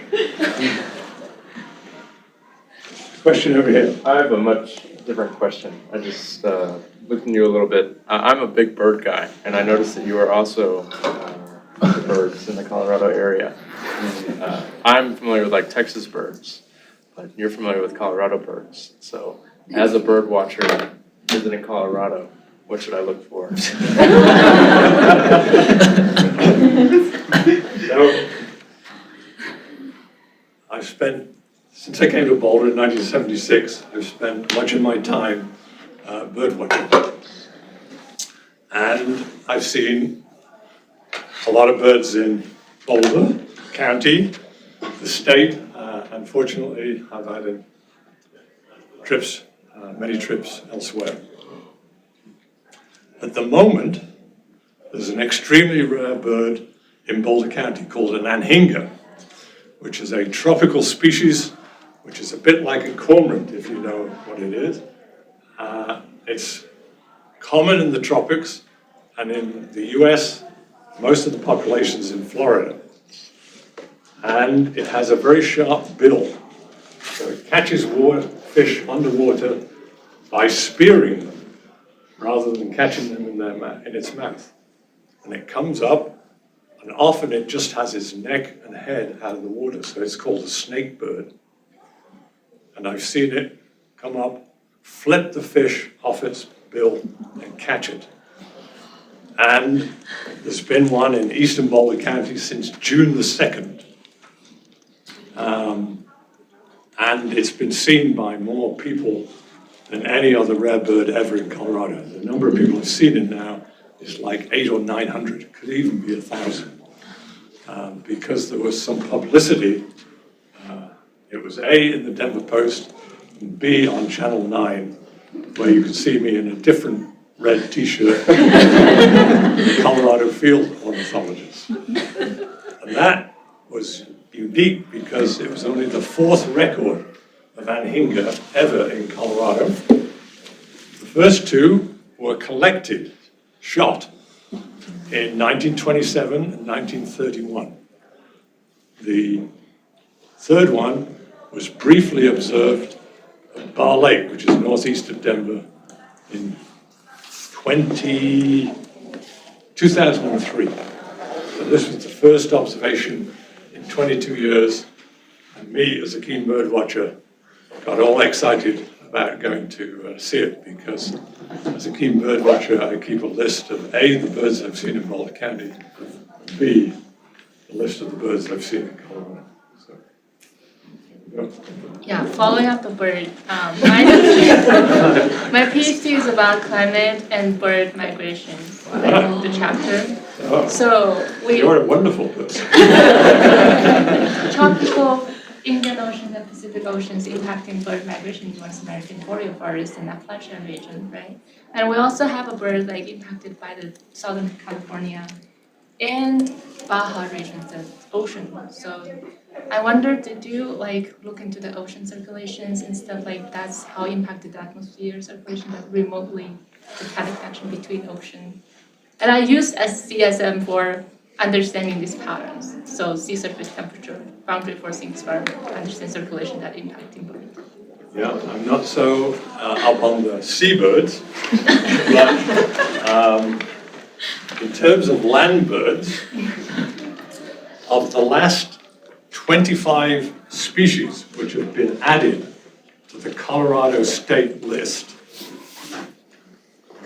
probably 75 to 80% of them have come from the south. So climate change is affecting these bird distributions by things from the south getting more and more comfortable as they come north. There's also been many studies about as warming meant that these birds come earlier in the spring. There's so much variability in Colorado's weather and in the spring that I have personally not seen very much change in the arrival times of birds in the spring. So there's been more of that in Europe. But it's definitely true that as the temperatures have warmed, bird migrations have changed. The other thing that's happened is, as the winter temperatures have warmed, especially in southern Colorado, more and more species hang on before actually going south. A thing like cormorants or birds that feed in the water, it's got later and later before the reservoirs here freeze over. So more and more of those species are staying through parts of December before having been forced to go south when they freeze over. And personal observation is that winters have got milder since I've been here, which is okay. But the summers are getting harder, which isn't okay. So it's been, all right. Okay, Thanks very let's much. meet Peter again.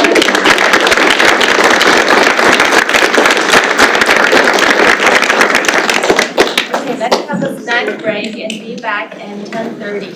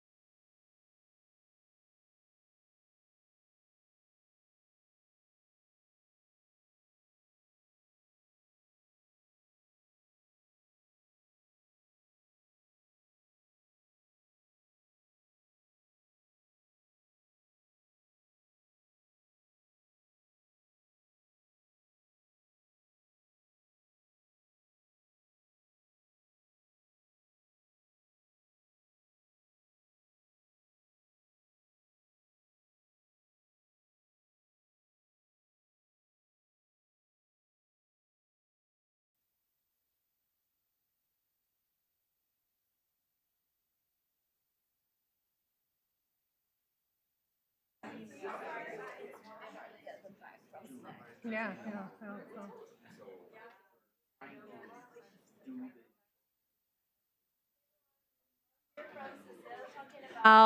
Today's lab on nameless source modes and troubleshooting. Are you ready? Okay, welcome back then. You are on your way to become expert of CSM, and today we are going to dig to the next step that we are going to do name list modification, then what to do when the model crash, and then we will go even one step further, code modification. And here I want to remind here, I'm only here to show the door. I can talk about CSM for this. I just run this like from over 25 years. But I think you have really to learn yourself how to do it, and you have to do mistake. Sometimes it's very frustrating, but it's where you learn the most. It's when nothing is working. And it's good that when nothing works, when you are here, because you have people to help. When you are alone in your office, it's more difficult. Then I'm going to keep it short, because I think you learn better on your own. It's a self-paced exercise, then call for help when you need. But I'm going to just give you the overview what we are going to do. Then the first thing that we are going to do is the name list modification. Then in your book, it's over there. Then what we are going to cover today. And you will learn first what are the name lists and how to modify them. Then first, before doing the exercise, read the documentation about the name list. And name lists are files that I use at runtime when the model is running. And for instance, you will see that how to change the output frequency of the model. By default, the model output monthly data. But let's say that you want to look at the daily cycle. It's not that useful. Then you want to change the frequency of the data. Then we are going to have an exercise how to do this. And a disclaimer, I'm doing mainly the atmosphere model, even that I do a lot of the couple. Then a lot of the examples that I pick are coming from the atmosphere, but what you learn, it's transferable also to other components. But the exercises themselves are more about the atmosphere. Then you will have here in the name list modification. Then on the plot here, I'm showing where you have to modify the name list. Then you will have to modify the name list inside the case directory. But the name lists themselves will appear in two places. I'm going fast here, but you will read this on your own. But they will appear over here and over in your run directory and in your case directory in the form that the model component _in, and you should not modify this. You should really modify the file here. This is small here. You will see this in the documentation. Then the second thing that you will do is that your model crash, what do you have to do? And this is taken from the web. It's not my husband, this one. But what do you have to do? And we're going to do a fun exercise here. Then you will learn to look at log file. Then when the model is crashing, and again, you will see information about the log file, where to find them and what to look for them. Sometimes I pick an example that's easy to find what's happening, but often the log files are not that useful, but still it's the place to start to look for information about your crash. Then you will go step by step in this chapter, troubleshooting runtime error.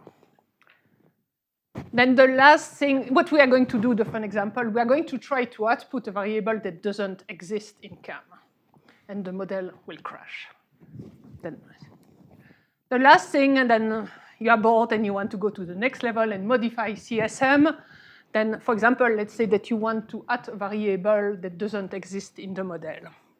Here I see it's your choice, the red pill or the blue pill, because the blue pill allows you to remain in the matrix. It's a quote from the matrix. And it's a functional computer-generated world, and it's really CSM. And the red pill allows you to escape from the matrix, but with sometimes the painful truth of reality. Because once you start to dig in the Fortran code, sometimes it can be painful, but it's also really fun. Then what you are going to do here, you will go through the source modification, and then you will go step by step until you do the exercise. Then I really recommend that you don't jump right away to the exercise. You read the overview, you read this, and then you do the exercise. And again, this will show you where to do, where you do, at which step into the 4 command of CSM you are doing your source modification. Okay, then this is what you are going to do today. Then now I want to, a few frequent answer question. Then people say, I'm not even finished Monday exercise, what should I do? Then I want to remind you that you should not compare yourself with your neighbor, because people are coming with completely different expertise. We have early graduate students, we have postdoc, we have people that are even further in their career, you have people who have been working on computer for many years. Then don't compare yourself, then this is not a race, and it's better that you try to understand the basic, even if you're still in Monday exercise.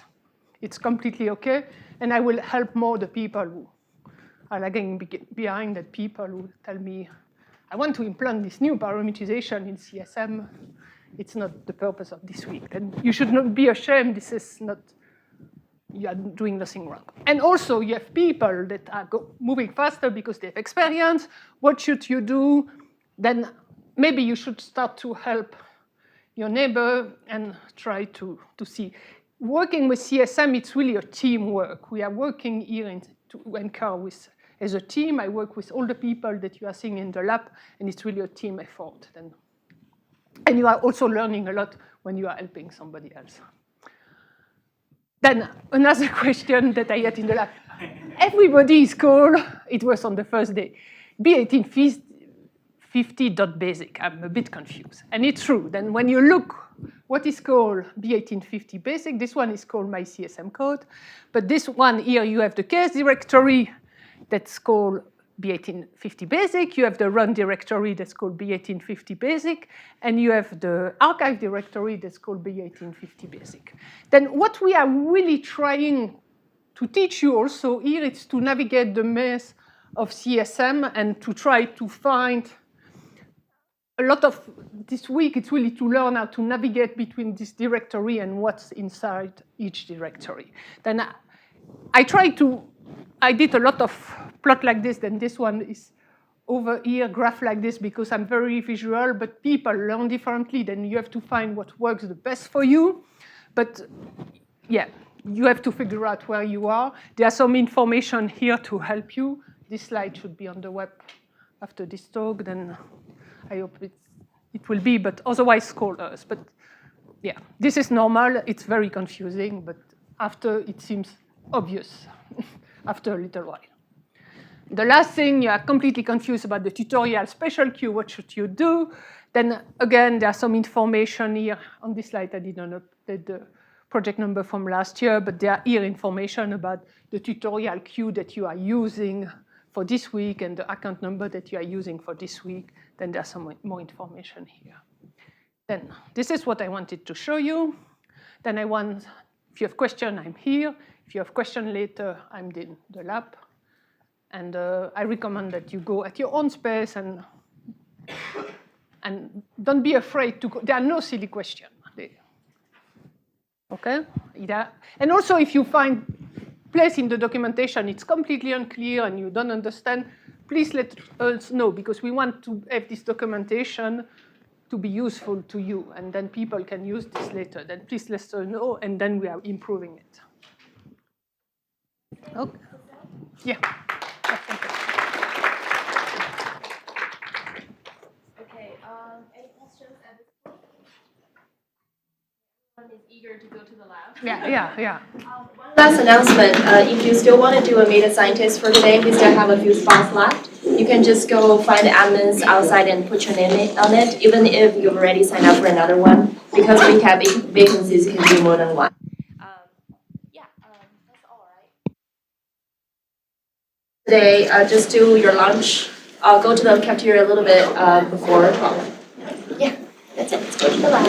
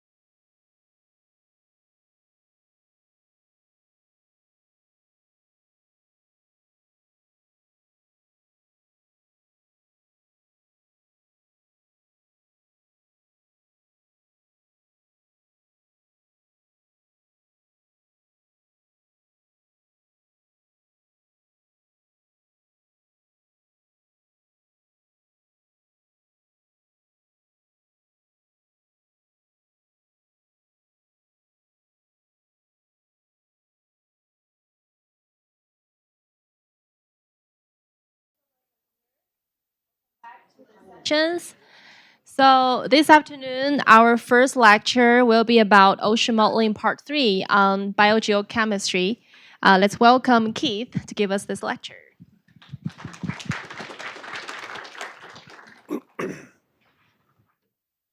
We're set? Okay, great. Thanks guys in the booth. My name is Keith Lindsay. I work here at NCAR. I work with the ocean biogeochemistry component of CESM, studying the carbon cycle and other biogeochemical cycles within the ocean, as well as studying the global carbon cycle as it's coupled between the ocean and the atmosphere and the land. Most of my talk is going to focus on the ocean biogeochemistry. If I go a little slow, there won't be as much time to talk about the coupled carbon cycle, but we'll see if we get to that or not. But the slides are all available online, so if you want to go back and if we don't get to some stuff, you can go back to that later. So the basic outline of what I'm going to talk about is some of the large-scale ocean biogeochemical features that are seen in observations. So this part of it is, it's not modeling. It's what's happening in the real world. What do we see? What are the main properties that we see? And connect it back to the processes, biogeochemical and physical processes that lead to those large-scale patterns that we see in the ocean. And so that will encapsulate the primary processes that are relevant in ocean biogeochemistry that then we capture in models. I'm going to do a bit of a deep dive into one of those processes, which is the modeling of ocean biological productivity. This is the critters that grow in the surface layers and convert inorganic forms of nutrients and carbon into organic forms, their cellular membranes, for instance, and produce oxygen as a byproduct. I'm going to talk about some of the modeling approaches for that particular process. I'm not going to go into detail in the other processes that I will highlight in part 1. Then I'm going to mention some of the ways that we do assessment of the models of the biogeochemistry, and time permitting, get into the global carbon cycle, how the ocean carbon relates to the rest of the system, particularly with our Earth system models. So to start with, here are observations. This is not models. And pointer, this top panel is of a ocean tracer, an ocean constituent called nitrate. That is a nutrient that is used by phytoplankton or living organisms in the ocean. It is used to make DNA. It's part of that the nitrogen in DNA comes from the nitrate that critters consume when they grow. It's part of their cellular membranes as well. All parts of the cellular body is consumed, nitrate is a part of it. And this top panel is showing a distribution of nitrate in a section within the Pacific Ocean. This little offset here is showing where this track is going close to the date line from Antarctica on the left side of this panel up to the Bering Sea on the right side of the panel. So we've got latitude running horizontally and depth running vertically. That's nitrate. And then the bottom panel, which is oxygen along the same track. Oxygen is produced when biological activity happens, and when biological production happens, oxygen is produced. When there's remineralization of organic matter into inorganic forms, that decomposition, oxygen is consumed.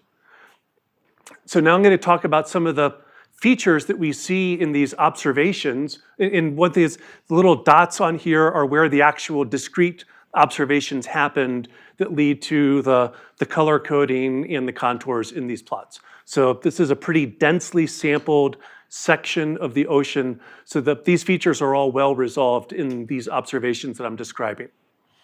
Some of the features that I'm mentioning is nitrate in the very surface layers, sort of like low in mid latitude, is low compared to other places in the ocean. And that is because that is where primarily productivity happens and the nutrient gets consumed, and the productivity happens until there's no more nutrient to fuel that productivity. It is a necessary ingredient for biological productivity.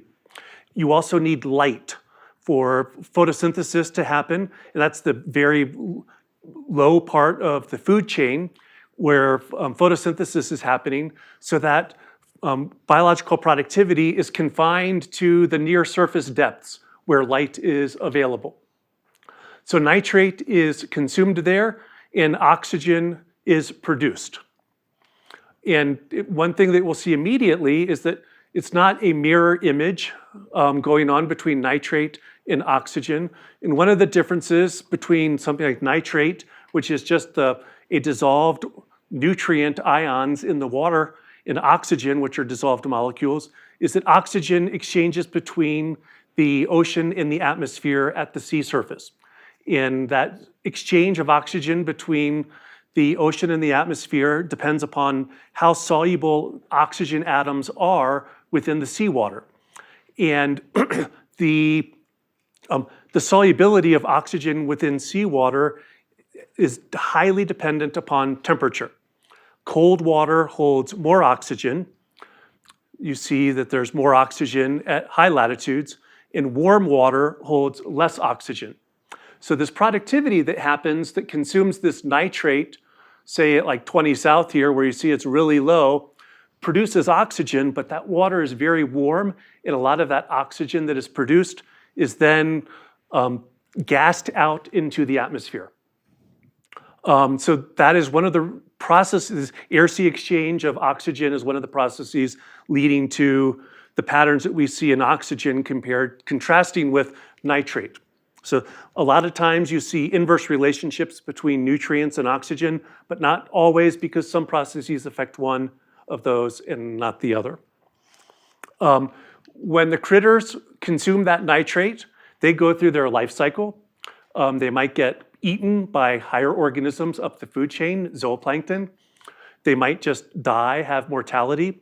And depending upon the mode of their death and also characteristics about the plankton, when they die, some of that organic matter sinks into the water column. Some of it remains suspended near the surface and is remineralized back into organic matter by bacteria near the surface. Some of that is exported to death through gravitational sinking or through large-scale circulation patterns. And then when some of that remineralization of organic matter back into inorganic forms by bacteria,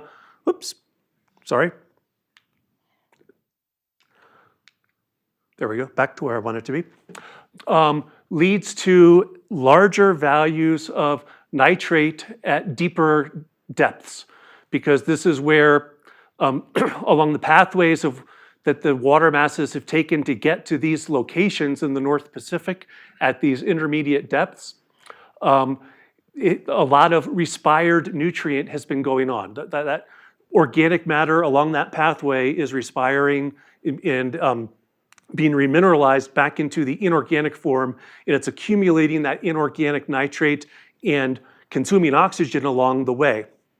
And that leads to larger values of nitrate in the North Pacific at this 1 kilometer to 2 kilometer depth, and lower values of oxygen. It's not just happening at that location, it's all along the pathway of that water parcel as it's being circulated throughout the ocean. So I think I'm hitting most of the points here. Whoops, I'm doing it again. I'm not used to this. Yeah, I think I'm hitting most of the points there. So that is a nutrient and a dissolved gas, which is produced when biological productivity happens. We include these biogeochemical cycles in our climate model. One of the primary reasons we do that is because it's a climate model, an Earth system model where we care about the climate and we care about atmospheric concentrations of CO2 and how processes within the Earth system impact that. So one of the next slides is showing dissolved inorganic carbon, which you can think about as dissolved carbon dioxide gas within the ocean.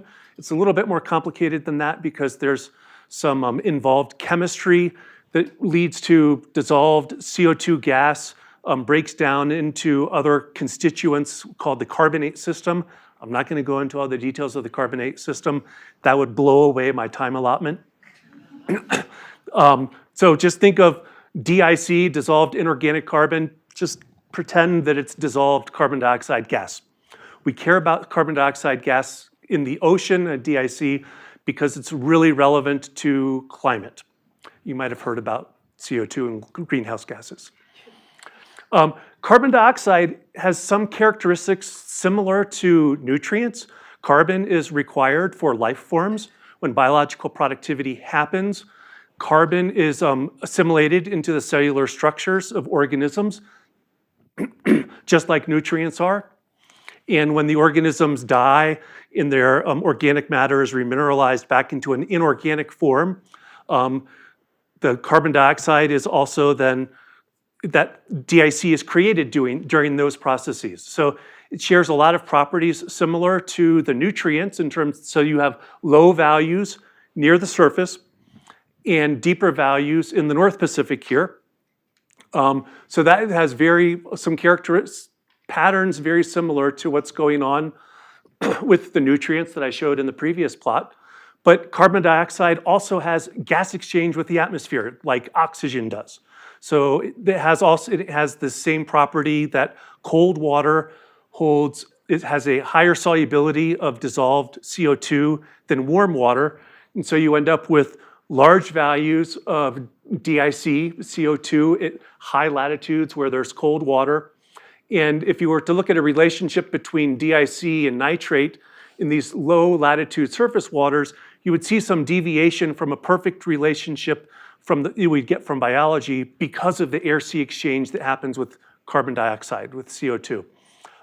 So carbon, which is what we care about, shares both of these properties. And so you have to still if you want to do modeling of the carbon cycle, you need to have the processes that are relevant to the productivity and the remineralization and the transport and the vertical redistribution of organic matter in mixing and air-sea gas exchange. All of that comes into play for carbon dioxide, which we care about because of climate.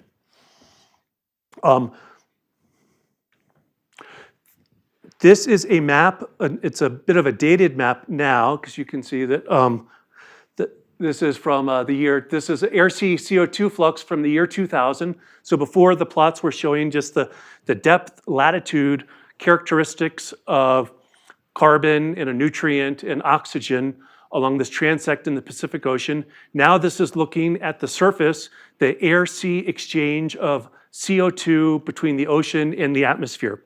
So you start to see more in the spatial patterns of how all of those processes lead to spatial patterns of CO2 exchange between the ocean and the atmosphere. And some of the processes that are dominant in that would be, for instance, upwelling of cold, carbon-rich waters at low latitude within the Pacific Ocean. This water is being upwelled from the depths, and when it gets to the surface, it is cold and carbon-rich. It gets to the surface, and at these latitudes, it warms up quickly, and it's oversaturated because it's been accumulating carbon dioxide, DIC, along its pathway of circulating through the ocean. So it's oversaturated, and then it warms up even more and becomes even more oversaturated. And that red that you see there is outgassing because it's oversaturated from the accumulation of inorganic matter, and it's warming. And so you get a big outgassing signal going on at these low latitudes. At intermediate latitudes, we see the opposite is going on, that we're getting subduction of water going on into intermediate water formation regions, and that is taking carbon to depths, and then it is taking up carbon into the ocean. So that's going on at intermediate latitudes in the northern hemisphere and in the southern hemisphere. Farther south, closer to the Antarctic coast or along the Antarctic Circumpolar Current, the ACC, we see outgassing in the ocean dynamics. The pathways of the water parcels there is a bit more involved than the simple models of simple descriptions in what's going on at low latitude. You've got waters coming up from some regions and waters going down in other regions with the different pathways and different water masses going on in the Southern Ocean. And then another example of where things are going on is like in the North Atlantic, where you have deep water formation, which is taking carbon to depths from that deep water formation.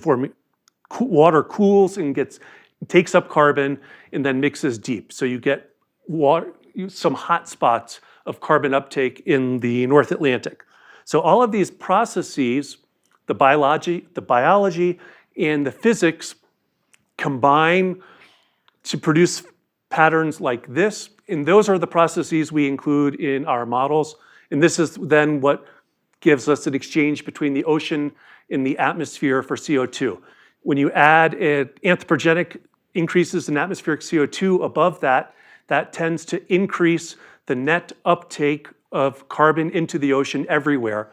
But because of the when you add carbon to the atmosphere, then the seawater tends to be less saturated compared to increased values of CO2 in the atmosphere, and that leads to uptake of carbon in the ocean from the atmosphere. Something that you may or may not have heard about is that of anthropogenic emissions of carbon dioxide, like 30 to 40% of that comes from our cars and factories in concrete cement production. About 30 to 40% of that dissolves into the ocean into DIC. Makes the ocean more acidic, and critters don't like that. That's another story. So a picture paints 1,000 words, but some people also learn better by seeing the words themselves. So just to really hit home what I've been talking about the last few slides is that the big processes that are governing the distribution of these nutrients, oxygen, and carbon there's biological productivity in the euphotic zone, which consumes nutrients and inorganic carbon, produces organic matter and oxygen. That organic matter that is created by biological productivity is exported out of the euphotic zone through sinking particles, such detritus, the dead carcasses of those cellular organisms, or calcium carbonate shells, or silica shells for more really beautiful phytoplankton called diatoms. And then there are more mundane things like their poop. And so that leads to stuff that sinks gravitationally through the water column. And some of that export out of the euphotic zone also just happens through circulation and mixing of suspended matter following ocean currents. That organic matter is remineralized back into inorganic forms farther downstream. And this is sort of the reverse of that productivity. It mostly happens through bacterial breakdown of that inorganic matter into inorganic forms, and that consumes oxygen in the process. So it's a bit of the reverse of that top bullet. And then there's this general circulation that is governing these distributions as well. Advective transport and that large-scale circulation, and the impact of lateral and vertical mixing. So the lateral mixing through mesoscale eddies that Gustavo and Peter spoke about this morning, as well as vertical mixing through it happens near rough topography in the depths of the ocean, as well as near the surface through turbulence. Those also contribute to these global distributions. And lastly, the temperature-dependent air-sea gas exchange governs is a large-scale process for dissolved gases in the ocean. Those are the large-scale processes. There's a whole bunch more processes that can be significant regionally. I'm not going to go into these in any sort of detail, but I'll just highlight what some of them are. One is the atmospheric deposition, the deposition of atmospheric nutrients. And this can be something like the micronutrient iron, which is, it's not something that shows up in your DNA, but it's a crucial micronutrient for biological productivity. It's necessary for biological growth. And in the atmospheric deposition plays a large role. Atmospheric deposition of iron does play a significant role in some of that surface productivity. There's also, to a lesser extent, nutrient deposition of nitrate and phosphorus that can be on dust particles that are transported from the terrestrial system to the ocean via the atmosphere. We can get some burial of some matter into the sediments. I talked about that gravitational sinking of particles. Some of those particles do reach the sea floor even when it's in its deepest levels, less so when it's very deep, like 6 kilometers. But some of that matter that hits the sediments is buried there and then does not get introduced back into the system until you really reach geological timescales, like millions of years. Where there's large rivers, we have riverine inputs of biogeochemical constituents, carbon and nutrients, particularly downstream of major agricultural systems where nutrients are applied. So like the Mississippi River has a lot of nutrients that come off in that outflow. The Amazon just has an enormous amount of nutrients that come into the Atlantic Ocean because of the large volume of water that's coming there. And large rivers occur all around the world. And they can play a very large role regionally relatively close to the mouths of those rivers. There's another process that kicks in for the nitrogen cycle called nitrogen fixation, which is sometimes there's dissolved nitrogen gas in the seawater, which is usually not biologically available to organisms because the bonds in an N2 atom are really strong chemically, and most organisms cannot break that down and use that in their cellular membrane. Some organisms can convert that into forms of nitrogen that can be used biologically, and so that can play a large role regionally. It also requires a fair amount of iron to do that. This converts dissolved nitrogen gas into ammonia, which is then usable biologically. And then conversely, there's another process called denitrification, which plays a big role in the nitrogen cycle. Some of that organic decomposition of organic matter, I said that it consumes oxygen. Well, if there's no oxygen available for that decomposition, then there are other bacteria that still do decomposition, and they can use other forms of oxidant-containing material to do that decomposition, and one class of them use nitrate to get the oxygen to fuel that decomposition, and that's known as denitrification. So this is the consumption of nitrate during remineralization when oxygen is low. So that's the big large-scale processes, and then a brief talk about some of the smaller scale processes. Now I'm going to talk about some of the modeling of productivity in the surface waters. We represent our biogeochemistry models as something called an NPZD model, because I'm sure you haven't heard enough acronyms yet. So we're going to throw more at you. What this stands for is nutrients, phytoplankton, zooplankton, and detritus.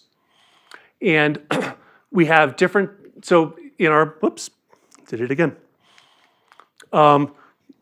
We have multiple nutrients in our model. I just in the first plot, I just showed nitrate, but there's nitrate, ammonium, phosphate, silicate, iron, etc. All sorts of nutrients that are required for productivity. In this very simple model that I'm showing on the right here with different circles representing different constituents of this model, this model is pretty simple. It just has an ammonium box and a nitrate box for nutrients. Then there's phytoplankton. And in this model here, there's just one type of phytoplankton being represented in this fashion model. There's grazers, the zooplankton, that eat the phytoplankton. And as you said, this phytoplankton consumes the nutrients. Both of them, then the phytoplankton and the zooplankton then lead to detritus at the end of their life cycle. And then there's also bacteria, which is breaking down the organic matter being formed by that productivity. This is a very simple model, but all of those arrows represent flows of matter from one to another through a different process. And every arrow is a process that we use, that we represent in our model. And this is a simple model. Here's an even simpler model, but showing some of the equations. This model is just an NPZ model, no D.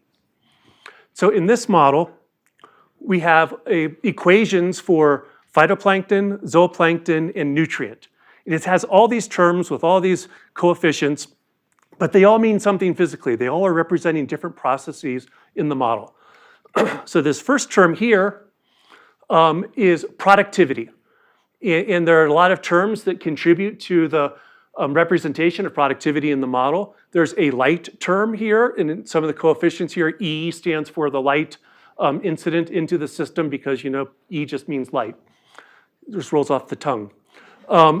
Here's a nutrient limitation term that shows how that productivity is modulated by the availability of nutrient, and there's some coefficients there. And there's a ideal growth rate factor out front, which then gets modified based upon lack or availability of nutrients in light. There's a grazing term where the phytoplankton are grazed by the zooplankton. And then there's a mortality term where the phytoplankton die. Now the equation for the zooplankton is a bit simpler. There's a mortality term for the zooplankton, and then there's a grazing term for the phytoplankton that gets grazed, gets consumed and ingested into the zooplankton. Now, if you're really keen-eyed, you might notice these terms are not exactly the same because there's a coefficient out front here called A, which is part of that grazed term is ingested into the zooplankton, and the rest is not. And you can think this is sloppy feeding, that they munch on a phytoplankton and some of it gets ingested and some of it slops into the ocean. The remainder of that term shows up down here and goes back into the nutrient pool, and then the mortality terms are mapped into the nutrient pool, and the productivity comes from the nutrient pool.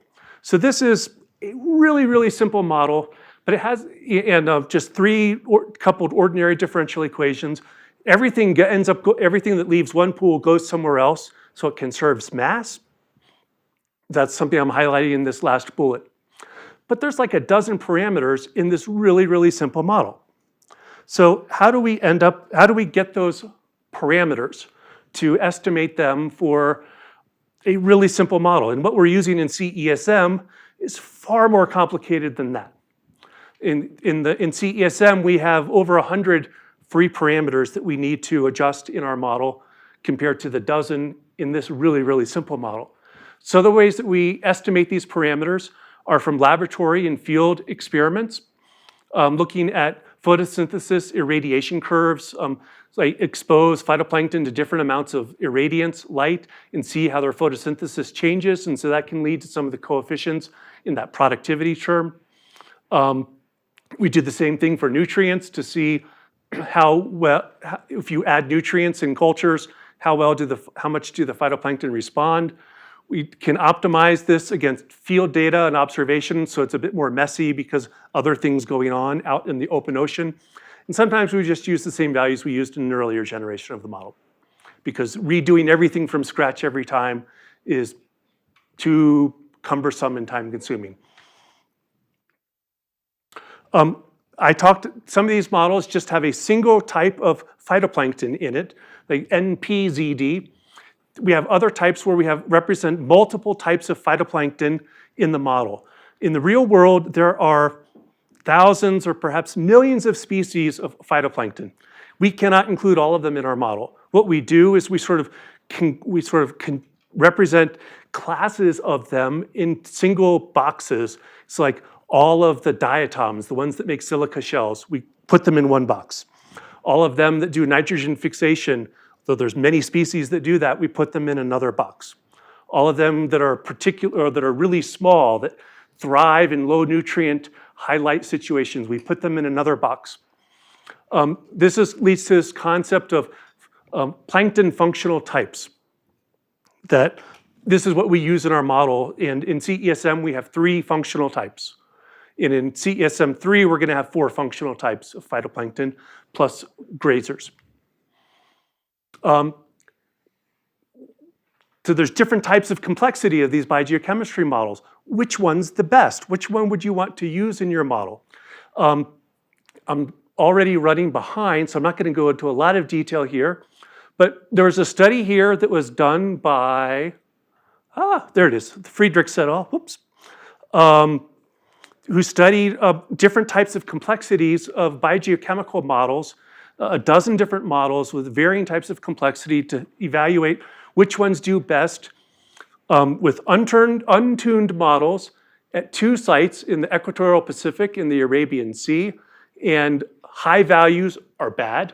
So she sorted models by complexity, low complexity to the left, high complexity to the right. She tuned the models and showed that if you look at the, just in the equatorial Pacific, one location, the high complexity models do just a little bit better than the low complexity models. So you pay a lot more for those complex models, but if you just run it in the equatorial Pacific, you're not getting much bang for your buck. Then she did an experiment where she tried to tune the models to work at both sites simultaneously. What if you try to use the same model in the equatorial Pacific and the Arabian Sea? Very distinct biogeochemical situations. There you start to see a difference between the models, that the more complex models are doing better than the low complexity models.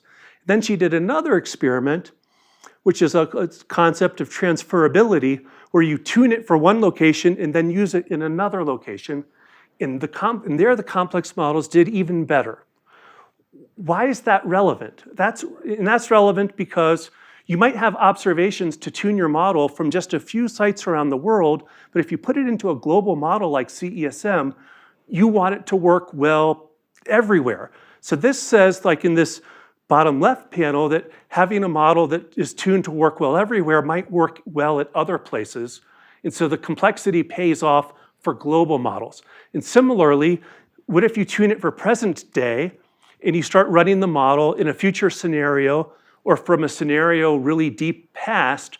Will your complex model do better or your low complexity model do better? What this says that if you tune your model to work well globally for the present day climate, there's hope that it will do well in other climates. So for a climate model like CESM, where we want to run globally and for future extreme situations or for deep past, there is some benefit for the high complexity model. If all you care about is equatorial Pacific for the present day, you don't need that Mercedes version of model. You can get away with a low complexity model.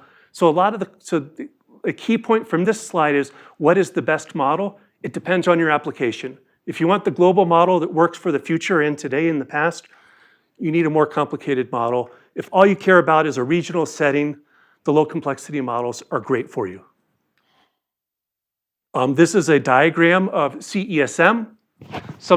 This is a more complicated version of that FASHM model that I showed, that NPZ model. Here we've got, whoops, I did it again. We have multiple phytoplankton of different, that do different, have nitrogen fixers, the diazotroph diatoms. They make beautiful silica shells in small organisms. These also have a component of chlorophyll, which we can observe from space. There's a zooplankton, there's a detritus, and there's a whole suite of inorganic tracers that are required. And all of these arrows are showing the processes that we represent in CESM. This model was originally described in some papers going back to 2004. More recent versions used in CESM2, which you're using in the tutorial, were described in a paper by Matt Long in 2021. The primary features, as that diagram showed, are there multiple nutrients, multiple plankton functional groups, 3 autotrophs, 1 grazer. We have a representation of coccolithophores that make calcite cells, which are really beautiful creatures, and they lead to chalk, but not many people use chalk these days. They're beautiful creatures, though. And they're adding biogeochemistry to the ocean model adds in CESM2 32 tracers. In CESM3, we're going to be using more because we're using 4 autotrophs and 2 grazers, so there's more tracers. And here are some of the additional features going on. Our primary focus is primary productivity. And so we want to know the impact of the the biogeochemistry on the carbon cycle. So we do have some features that, because of that focus, we don't do so well in our CESM model. The calcification in open ocean of calcium carbonate dissolution are independent of some of the carbonate chemistry. Riverine inputs are prescribed as opposed to coming from the land model. Stuff that's buried in sediments or lost from the system forever. We don't have that really long time scale of geology. We're not treating biogeochemistry in sea ice, and we're focusing on these lower trophic levels. Very quickly, the things we do validate our models with observations from World Ocean Atlas of nutrients, carbonate system from GLODAP, another observational product. Satellite, we compare to chlorophyll to satellite observations. Fluxes are coming from observations of fluxes made by shipboard measurements. More recently also from drones, from gliders that are going around the ocean measuring parts of the carbonate system. And there's observations of iron that we validate our model with. And this is an example of CO2 flux in the model compared to CO2 flux from a observationally constrained neural network. I think I'm going to end up stopping it here. Some of the challenges are coming up with those parameters. In CESM, we have hundreds of parameters. And I'm going to stop it there and not going to get into the coupled carbon cycle because I'm short on time. I rambled on too much about productivity. If those are interest to you, take a chance to look at the slides. And you can see, for instance, I have a ton of references about the global carbon cycle represented in Earth system models within the CMIP 6. There's much more in the subsequent slides that I'm not going to get to today. So I'll leave it there.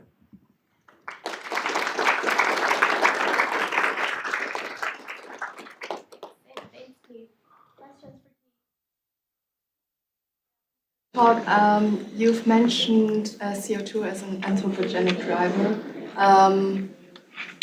What about, I'm thinking about microplastic. Do you think that might be relevant in this biogeochemical cycle? Because I've heard about a study where they worked on microplastic changing the grazing behavior of zooplankton and therefore then consuming less phytoplankton and. I'm not familiar with that study, but that's fascinating. Okay. We do not include microplastics in our CESM model. It is certainly becoming a concern globally because microplastics, as I'm sure you've heard, show up everywhere, yes, even in the depths of the ocean. I do know of some projects that are working at modeling microplastics just as an inert tracer being transported by ocean currents. Getting from the coastal environment out into the open ocean. I was not aware of that being connected to the biological behavior. That's really fascinating. I'm not familiar with that. But no, we don't have that in our model. Okay, I was just questioning if there is a global effect.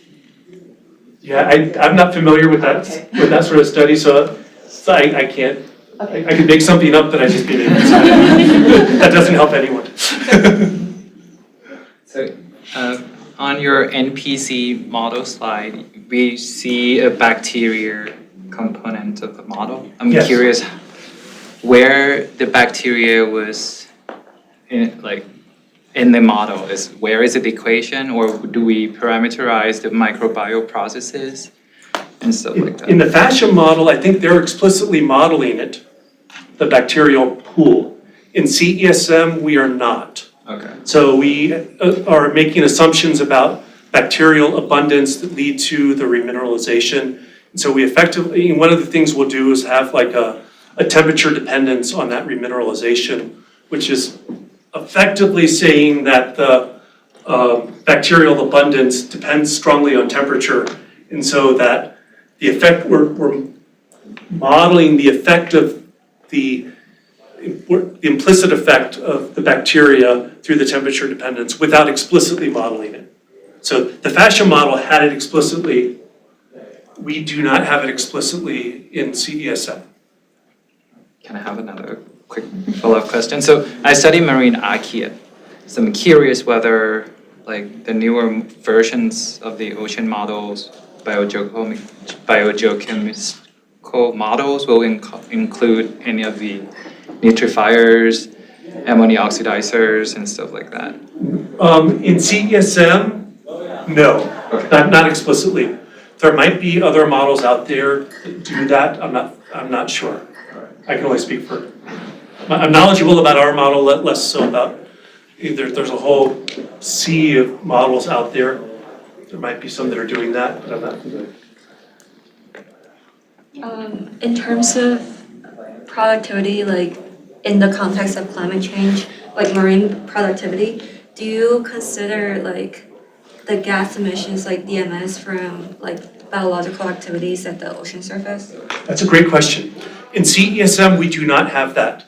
Some of our collaborators at Department of Energy Labs included a parameterization of that, then coupled DMS emissions to cloud into the microphysics of the atmosphere.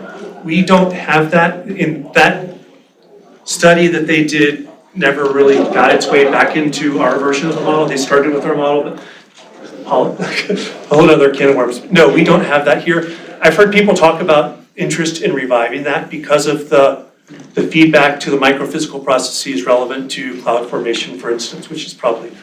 A quick follow-up, as well as, you know, like in addition to the gas like emissions from the ocean primary production or like biological activities, do you consider like aerosol production, like biological aerosol production? No, we don't have that in our model. We do have aerosol deposition Yes. onto the ocean, Yeah. Which is leading to dust and iron relevant for, but we don't have, there is there's a sea salt emission data set that the atmosphere uses for the microphysics, but that is not coupled to the ocean biogeochemistry explicitly. Yeah, it's just that I know that the organic matter, the detritus, it can be aerosolized along with sea salt, so I'm just wondering if that's a process that people consider in terms of like ocean atmosphere interactions. We don't have it in our model. My guess is that it can play a significant role locally in some environments, but we don't have that. I was wondering, or I kind of wanted to hear about like the interaction between the physical ocean models and this like biogeochemical model. Like, I know that obviously the movement of the water would impact the distribution of nutrients or critters and everything. And like during INSO extremes, there's more like carbon outgassing or like stuff like that. But I was just wondering if like these distributions you get from the biogeochemical model can also be used to assess like how the circulation is working like at the surface with the dynamical model. The primary, the largest effect of the biogeochemistry in the ocean on the on the physics of the ocean is through chlorophyll. And that is, what that can determine or affect is when you have shortwave light coming into at the surface, the depth at which that light penetrates depends strongly on chlorophyll availability.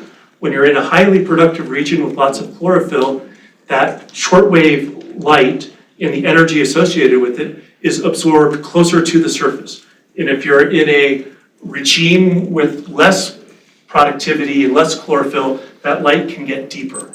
That's one of the biggest effects of biogeochemistry on the ocean is regulation of the depth of the penetration of that shortwave light. There's some other instances where I think there have been some papers about migrating zooplankton can induce vertical mixing just through their movement through the water column. I think the literature is unclear on the effect of that globally, but the light in chlorophyll is a biggie. Sure. Hi, thanks for the talk. So you said that you use satellite observations for validation of PFTs. So I am curious about that. There are different kinds of satellite observations and each have their own kind of biases. and also they give different kind of PFTs. So how do you reconcile that kind of stuff in your model? Mostly what we use for the satellites are the chlorophyll itself. We haven't yet really transitioned into vetting our distribution of functional groups via satellites. There certainly are products, satellite products that can do some separation. There's a new satellite that just went up last year called PACE. It has hyperspectral imaging capabilities that can resolve different functional groups in the ocean. I'm not aware of any work with trying to validate CESM with that. That would be worth doing. With all of the caveats that you're referring to about the complexities of the algorithms going from the radiation measurements. It's a model in itself to go from the radiation to the functional group characteristics, and those have their own caveats. My experience is that there are variabilities, like Copernicus system has got, Copernicus Marine Services has got a system of satellites which give you the kind of PFTs, and we have got Moody's, and we have got from different algorithms which kind of give you PFTs from Moody's, but they don't match always. So that's the kind of situation. Well, in that, things that don't match applies to some of these even simpler things like the chlorophyll and the productivity inferred from satellites. That is when you've got multiple satellites when you've got a satellite with multiple algorithms that can produce vastly different estimates. Seeing the diversity of the observational-based products, that's how I would refer to them, does help put in context a model observation comparison. That if the observations are all over the map, you don't necessarily want to say, hey, I look like that one, so therefore I'm great. Or I don't look like that one, so my model stinks. It does tell you something about the uncertainty in the observationally constrained products. It does inform that comparison. It can still be useful to do that comparison, but you need to be informed about the strengths and weaknesses of the satellite product in the algorithms that are underneath it.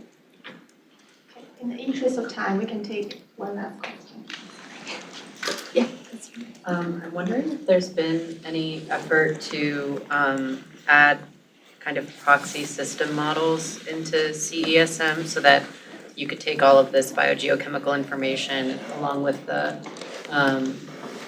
physical ocean model and predict something like what would a sedimentary record of alkenones look like in this location for comparison? Because I know that's kind of up and coming, are these sedimentary proxy system models. And it seems like CESM could produce all the information that would inform those. That's a great question. I am not aware of efforts to do that with the model we use in CESM, but that could probably be a fruitful avenue to pursue. But I'm not familiar with active work on that. That doesn't mean it's not happening. I just can't, I don't know, I'm not familiar with it. Okay, let's thank Keith again.